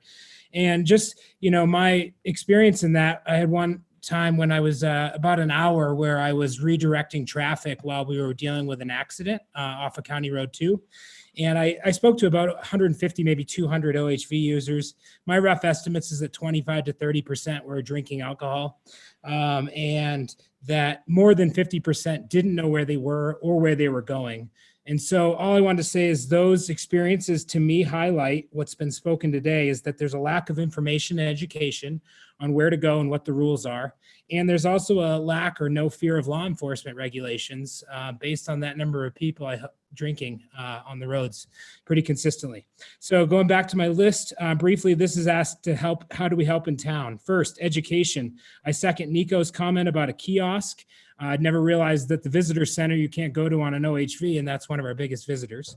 I also like the idea of a campground host with paid rent so that they can disseminate information and get a trade-off from the town, maybe living here in their RV spot or something for the summer.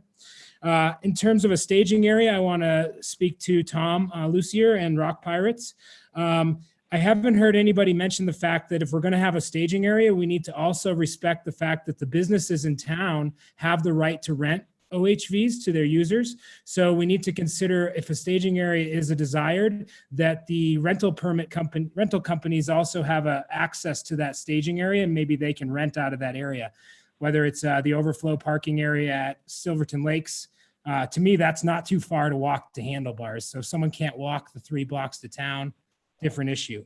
In terms of signage, what I'd like to say in town is that living here, my street doesn't even have a stop sign, and we don't have dead end signs. So we might want to start with regular signage. I mean, if we don't know when to stop on a 4-way intersection in my car, thanks, I got 1 minute. I got this hammered, no problem.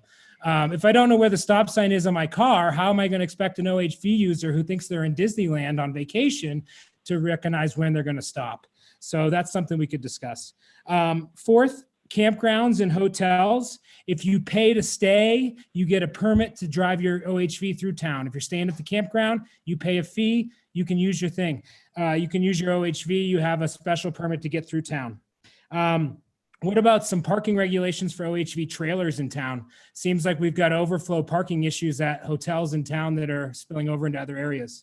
5, my next statement is regarding the use of 2020 COVID savior of OHV traffic. I'd like to mention we're also in the same breath speaking about the overuse at ice lakes. So if we don't have quantitative data to define who these visitors are in 2020, whether they're hikers in ice lakes or OHV users, then we're taking qualitative data and making quantitative assumptions. And, you know, I think I'll probably leave it at that, but in respect for Ryan Marble's comment, we also have to have respect for the beaver. They were here long before us. They outnumbered us back in the day, and they're part of our community too. And if you'd like more information on that, please contact me later. Thank you. Thank you, Rory. We're going to go to David Bates, who was shifted, and then it'll be Clem Branner and then Kim Medved. So Mr. Bates? Yeah, Anthony, can you hear me? We can. Okay, I appreciate your time. I first visited Silverton back in 2019, the year with the big snow. I'm coming back this July, and I'm bringing 20 people with me. We're bringing 10 machines. We will spend approximately $12,000 in Lake City and Silverton in the course of 6 days on food, lodging, and gas. Colorado does require me to permit my machine when I arrive in Colorado. It costs $25. They require me to show proof of insurance. I carry $300,000 of insurance on my off-road OHV. I will be guiding adult individuals. We never ride with alcohol. We obey the rules, but things that are important to me. When I arrive in Lake City or I arrive in Silverton, I need clearly marked maps and rules. If there are no rules, there are no speed limits, I'm going to do my best judgment of 15 to 20 miles an hour.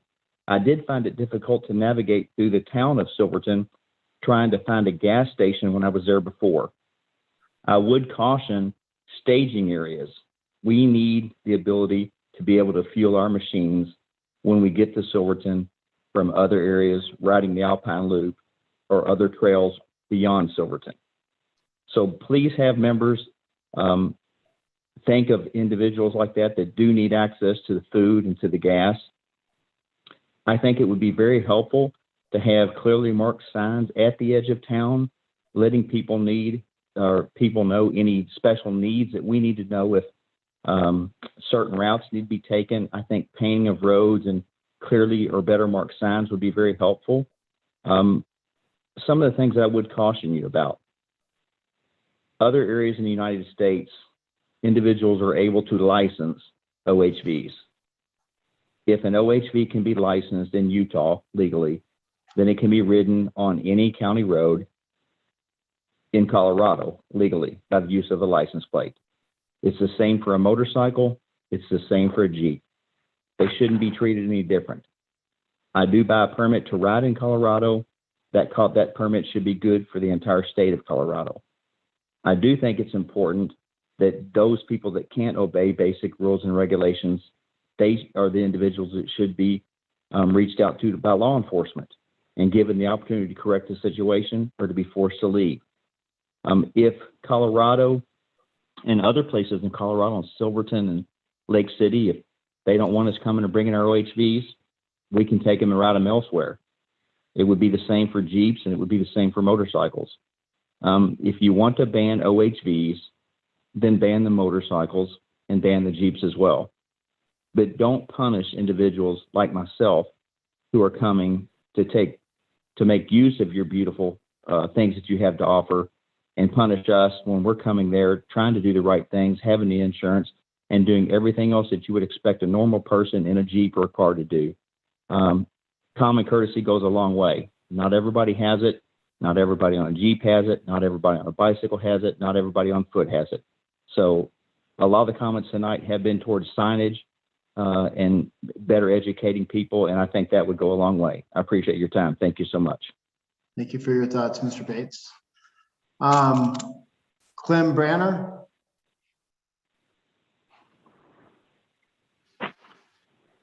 Can you hear me? We can. Great. So I live on Cement Street, been here 12, 13 years, something like that. And we have signs, OHV signs at either end of the street, yellow ones that are permanent, and then the blue ones that are on the barrels. And in spite of these signs, we have OHVs coming up and down our street all summer long, and Cement Street is off route. So I feel like the signs are not the problem. And I grant some of them, may be confused about where to go, but a fair amount of them are fully aware that they're not supposed to be there. They're going fast. They're looking both ways. They're having fun getting away with something. So to me, I just don't see how we're really going to solve the problem allowing them in town. I think the solution to this is to have a staging area at the edge of town with buses that could get people to the restaurants if they don't want to work. Don't want to walk. So I feel like that's the best way to solve this problem. I also want to address what I call the economic argument that, people talk about, oh, we're going to just be animus forks if we don't allow OHVs in town next week. We need to remember that OHVs are just one part of the tourist equation, and all the other people that potentially would come here and spend money these days are probably just driving through town because they just don't want to eat lunch in the middle of a Mad Max movie, which is what I feel like it is at the height of summer. But I'd also just like to state that I'm sure a lot of people would think that I'm just anti-motors and whatever. I'm fine with sharing, all of San Juan County. This place is big enough for all of us to go out there and play and have fun and do what we want. I would just like to have town be the place that we can come together at the end of the day and have that be quiet and enjoy a beer and talk about our adventures, whether they are motorized or non-motorized. That's all I got. Thank you. Thank you. Ken Medved. Hi guys, this is Cliff. I'm using Kim's computer. Okay, Cliff. I'm just going to read a statement I prepared, and yeah, all right. Hello, my name is Cliff Pinto, and I'm speaking on behalf of my family who live at 906 Green Street here in Silverton. I would like to start by saying we support all forms of motorized recreation within our county, and that we voted in favor of the OHV route in 2017. We purchased our home in the summer of 2016 in the business pedestrian zone of town, which also doubles as the OHV route. Our decision to do this was so we could run our family business of then 14 years out of our new residence. The 16 and 17 summers brought no issues of concern, but as 2018 came and OHV use in our area drastically increased, we started having some big issues. These issues ranged from personal vehicle damage to home and property damage, all caused by OHVs. The worst being a rental OHV almost driving through our bay window while we sat having lunch. It stopped less than a foot from the window after a driver accidentally hit the gas instead of the brake. The most invasive one being about 2 to 3 people a season grab our hose off of our house to wash their OHVs because they can't be bothered to wait in line at the car wash. These are all forms of disrespect that no matter signage or route education will not change. My business has been flooded with complaints from non-motorized recreationalists over the last 3 summers. I have campers, hikers, runners, and cyclists tell me on a weekly basis they will not be returning to our community until OHV users are controlled or removed from town. And this is very frustrating for a business owner whose main customer base are all from these user groups. As some may know, I sit as the president of the Chamber of Commerce. And in the last 2 years, we have had some big groups and events, motorized and not, reach out to us to discuss many issues they have had with OHVs over the last several years. There have been concerns of these groups moving their gatherings and events to other places because of increased issues they have experienced in town and in the county. These groups have recreated in this community for decades, bringing a lot of revenue to town on their annual trips.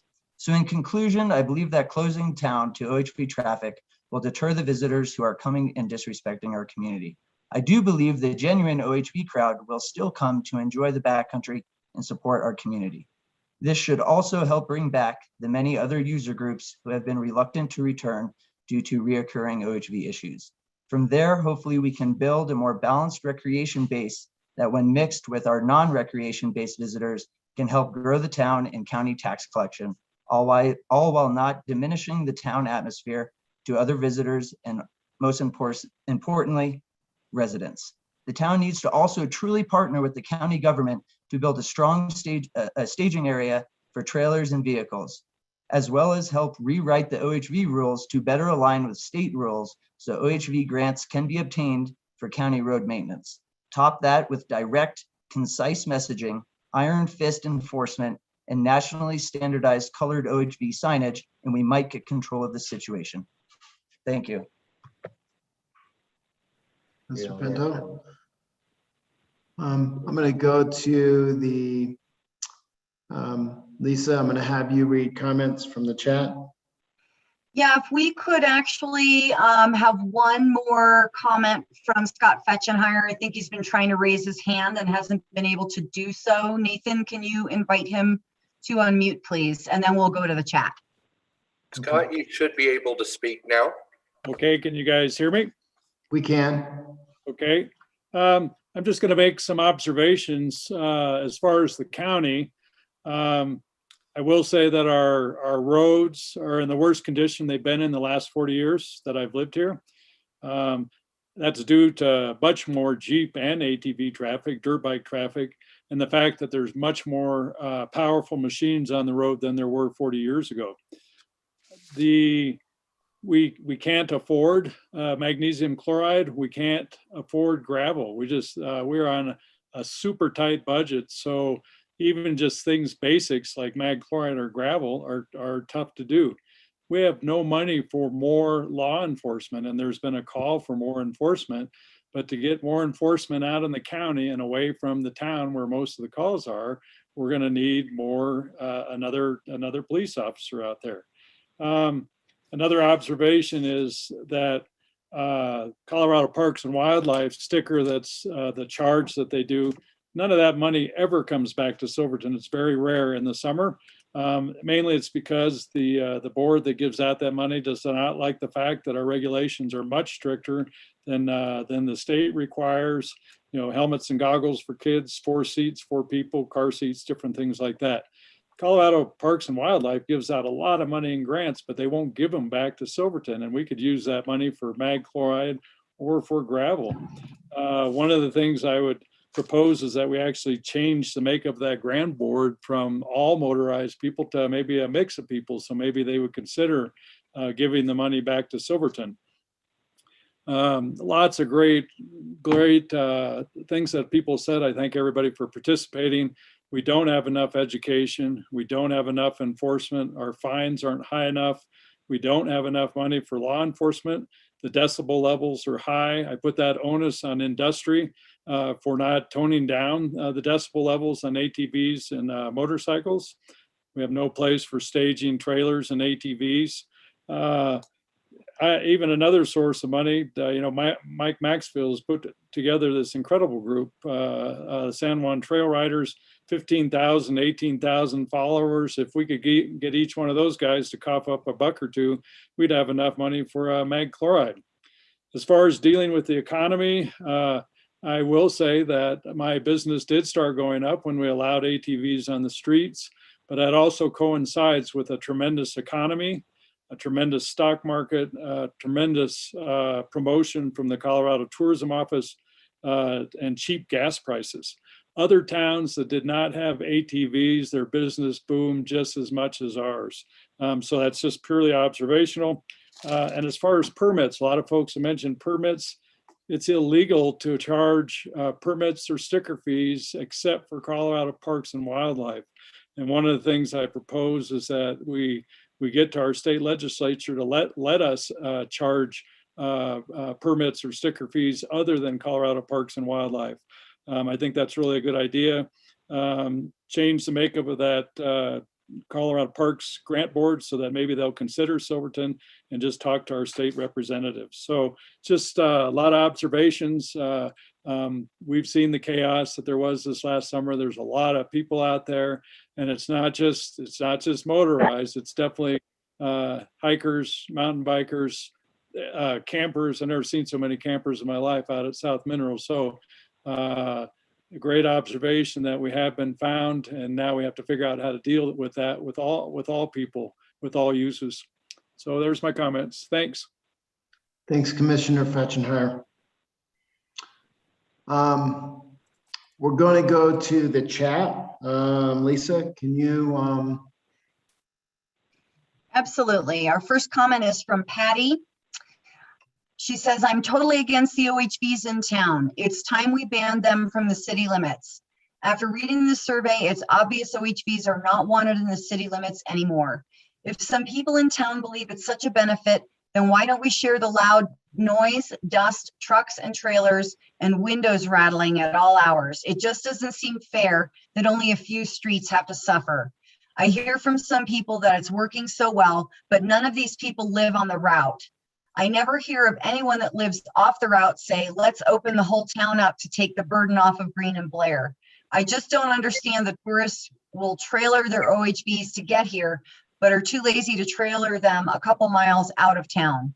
I am not against OHVs. I'm against OHVs in town. I very highly suggest a staging area out of town. Our next comment is from Rachel. And she says, we talk about year-round economy all the time. Well, the people that actually want to be here, buy property, start businesses, and be here year-round are so turned off by OHVs. I will not continue to live here if OHVs are allowed to run rampant in town. I want to support a year-round economy, not just the summer economy. We will push away everyone that actually wants to be here year-round. Our next comment is from Vincent Dillon, who identifies as a visitor from Los Angeles in 2020. I was a visitor for hiking, running, bicycling, and I just wanted to enjoy the beauty of Silverton. I agree with the person that talked about what style of visitor or customer the town will be determining in the future. If these issues continue like they did last year, then I won't be back. You are not taking my mountain sports into consideration. It was quite disturbing for me, and I am from Los Angeles. The smog isn't even nearly as bad as what I experienced in Silverton. From Melissa Childs, put it to a vote. It's a ballot issue. Hang on just a second here as the comments jump.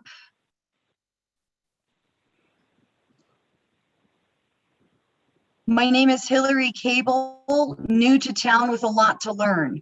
Is the Eureka Campground privately owned or county owned? If owned by the county, could it be used as a facility for a staging area, an education program many people have mentioned?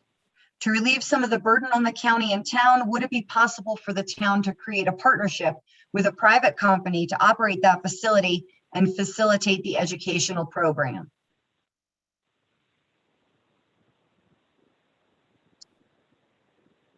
Jumping down a little bit more. From Ann Izzard, longtime resident, parent of 3 children in the community, homeowner, and community member. No OHVs.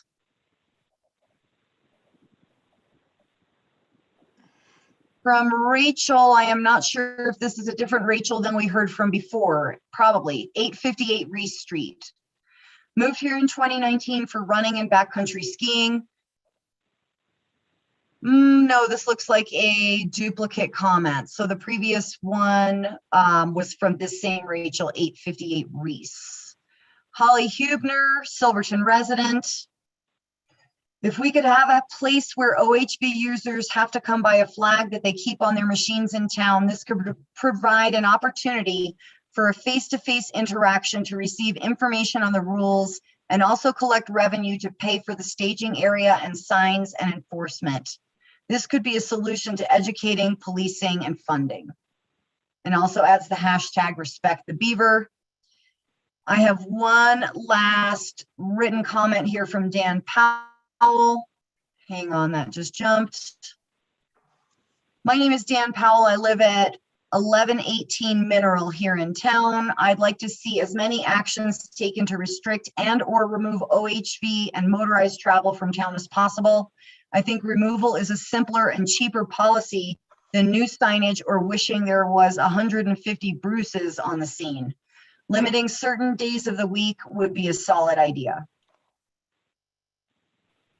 We did have one more comment come in as I was reading from Ryan Richardson. My name is Ryan Richardson. I currently live in Broomfield, Colorado as a visitor to Silverton and Lake City for the last 30 years. It's been very sad to see Silverton become completely overrun by OHVs and dirt bikes. The last couple of years, all I notice when I am in town is the OHVs and dirt bikes running around and the dust clouds constantly blowing through. Please consider banning OHVs. As a tourist town, Silverton can easily attract more hikers, bikers, photographers, runners, and people who just want to come enjoy a quiet, scenic place like Silverton used to be. I'll stop there, Anthony. We do have some additional chat coming in, but let's maybe go back to some raised hands. We're going to go to Maria Lehman. Maria, can you? Okay. Maria, you should be able to speak now.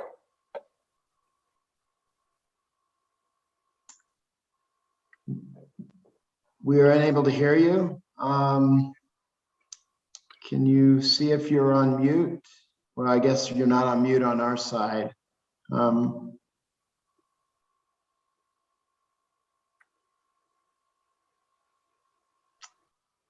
We can leave Maria's hand up and try again in a few moments. Yeah, I think that would be good. Lisa, can you continue? Absolutely. Our next comment is from Brendan Hodge.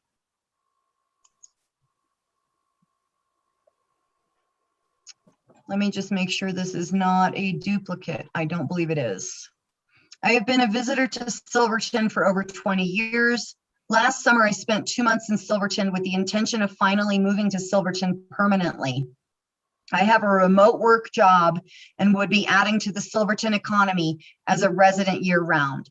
However, after living in Silverton last summer, the high level of noise pollution and poor air quality in town was so significant that I decided that I could not live in Silverton during the summer, despite my love of Silverton in the wintertime. Instead, I decided to move to a nearby community. If the residents of Silverton really want a year-round economy and a stable population to grow the town and community services, I think the community would be wise to ensure a diverse economy by not permitting the huge impacts on air and infrastructure that OHV travel brings to town. That's the last comment we've got right now. I'm going to scan back through the comments, Anthony, and just make sure I didn't miss anything.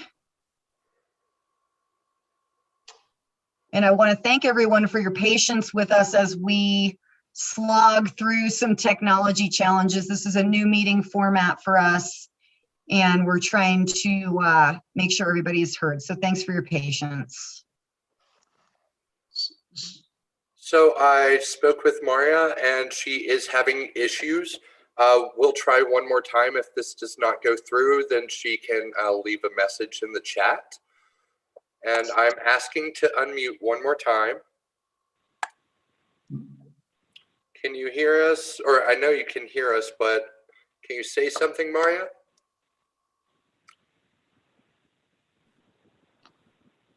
still not coming through, so I'm going to go ahead and mute and let her speak through the chat. Is there anybody else in the chat this evening?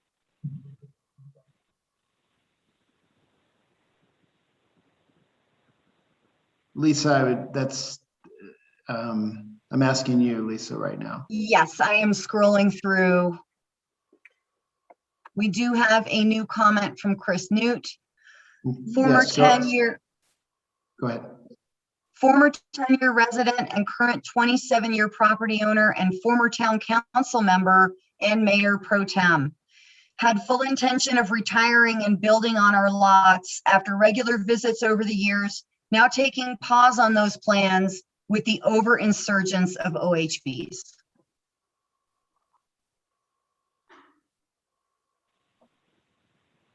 That's the last comment we have in chat right now. I do see a hand raised. Yes, let's go ahead and go to Terry's iPad is how the identity is on the screen.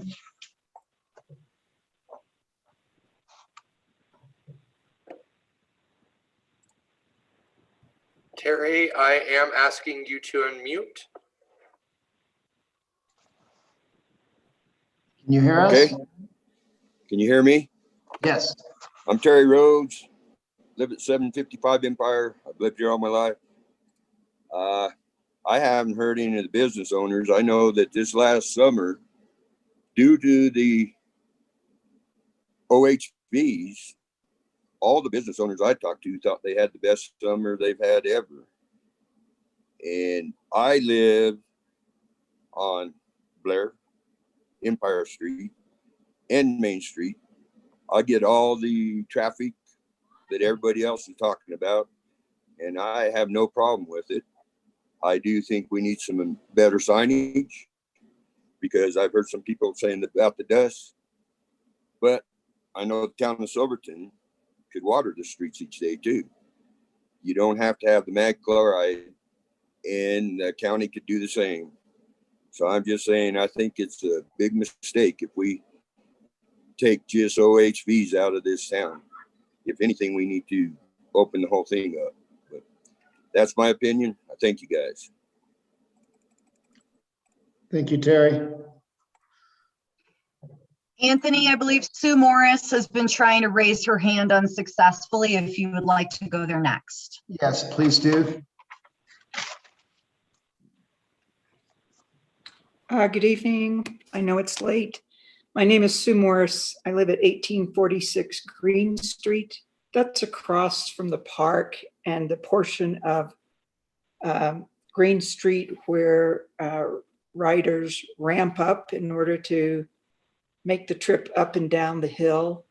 I have to tell you, we've heard about Empire Street, but for anybody who lives on the routes going either out towards Gladstone or going out to Animas Forks, it's pretty intolerable. It's not just pretty intolerable, it's way intolerable. I would ask that you, as you formulate your panel, that you include residents of Empire and residents also on this end of town to be able to contribute. I would also ask that your panel not include town trustees since they'll be approving a final plan, and that I'm sure you're going to have nonpartisan individuals on that panel. In terms of what we need to deal with in town, I would recommend that you do an inventory of rental units and put a cap on those. Force people to operate within the boundaries of their business, not using the streets and parking places of town. That we create a staging area somewhere in town for trailers. And I very much advocate for a staging area out of town and a bus system or a transportation system to bring users into town to enjoy the central business district. But I'm strongly against letting ATV, OHV vehicles remain in town. Thank you. Thank you, Sue. We do have John Jacobs with his hand raised. Sure. Deputy Jacobs? Yeah, I've got a couple of things to say about the in-town side. I'll skip the out-of-town stuff for tonight and would like to get on that panel. I also, as a lot of you know, was an educator for almost 50 years. And this idea that we need to educate. You know, we have a limit on 12 years of public school and in college if you want. We've been educating OHV people for quite a while now. And I'm as much at fault as anyone with trying to educate. But it's interesting to me how we can have signs that 95% of the people see and 5% say they don't see them. And so I agree with education, and I was in it. What I don't understand is why we're using that as an excuse for ATVers not following the rules that the town has put out. They're all over the place. I ran into 8 different vehicles, all in a group. As my job as a deputy, I checked them all out. Every one of them fit the bill, had everything in line. And I asked them why, because it was unusual. What happened? Oh, we can find it any place we look. They had no trouble finding the information they need. It's people don't want to, and they want to use that as an excuse. And I'm hearing a lot of reasons to keep the ATVs, using those as excuses too. Just a bit of a problem with that. I'm pro ATVs, believe it or not. However, and education, we can continue to do that. But we need to consider other alternatives. And in town, you can mark Main Street. You can't mark the side streets that they can ride on. You can't mark Blair and Empire Street. And this is coming from, and Bruce is real tough with them. I'm not. That's going to change. I think that numbers is a big problem. No matter what we do, we're going to have those numbers. That's the rest of the stuff that just is more county problems. And like I said, I'd like to get on the panel to discuss in town and otherwise, and I won't take up any more time tonight. Thank you, Deputy Jacobs. We're going to go back to the chat room. Lisa, can you? Yeah, we do have a few more comments. We have a couple people thanking us for this opportunity and saying nice job. So thank you everybody for hanging in there with us. I know it's been a long meeting. We have a comment from LK, first time listener, long time caller. I have to say this is one time where screens really fail to capture the true excitement of a large squirrel predicting the weather. Well, what if there is no tomorrow? There wasn't one today. Woo, watch out for that first step. It's a doozy. Our final comment was just a thank you for John Jacobs and asking how do we enforce disobedience of the privileged. I know that Maria is trying to get her comment into the chat. We haven't seen it come through yet. I would encourage anyone that has anything else they'd like to share, either by raising your hand or in the chat, that now is the time. It seems like we're kind of wrapping up and the comments are fewer and further between. Yes, I think we're going to wrap this up within the next 5 to 10 minutes. And we can wrap it up pretty soon if there are no more comments. I do want to see if Maria can come in. And we did just get her comment. Okay, go ahead. Okay.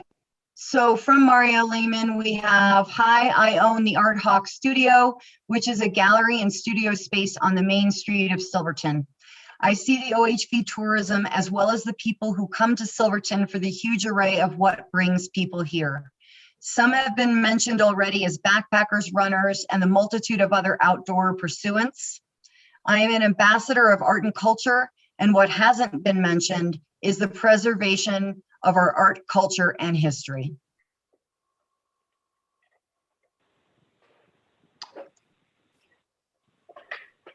Thank you, Maria.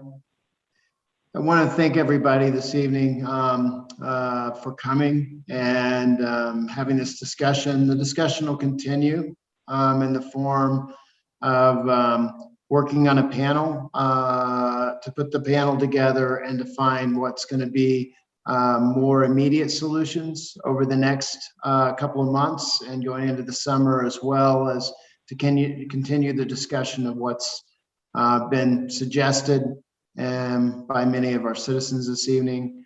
I appreciate everybody being respectful and thank you. Anthony, we do have one last chat that came in. Okay, go ahead.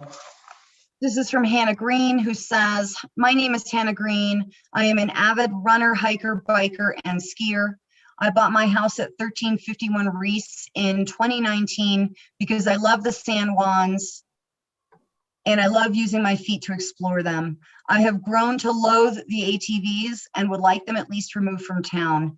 They are noisy and dusty and don't acknowledge that there are rules and speed limits. I have heard from numerous friends that they will no longer want to visit, nor will contemplate ever moving here just from the traffic.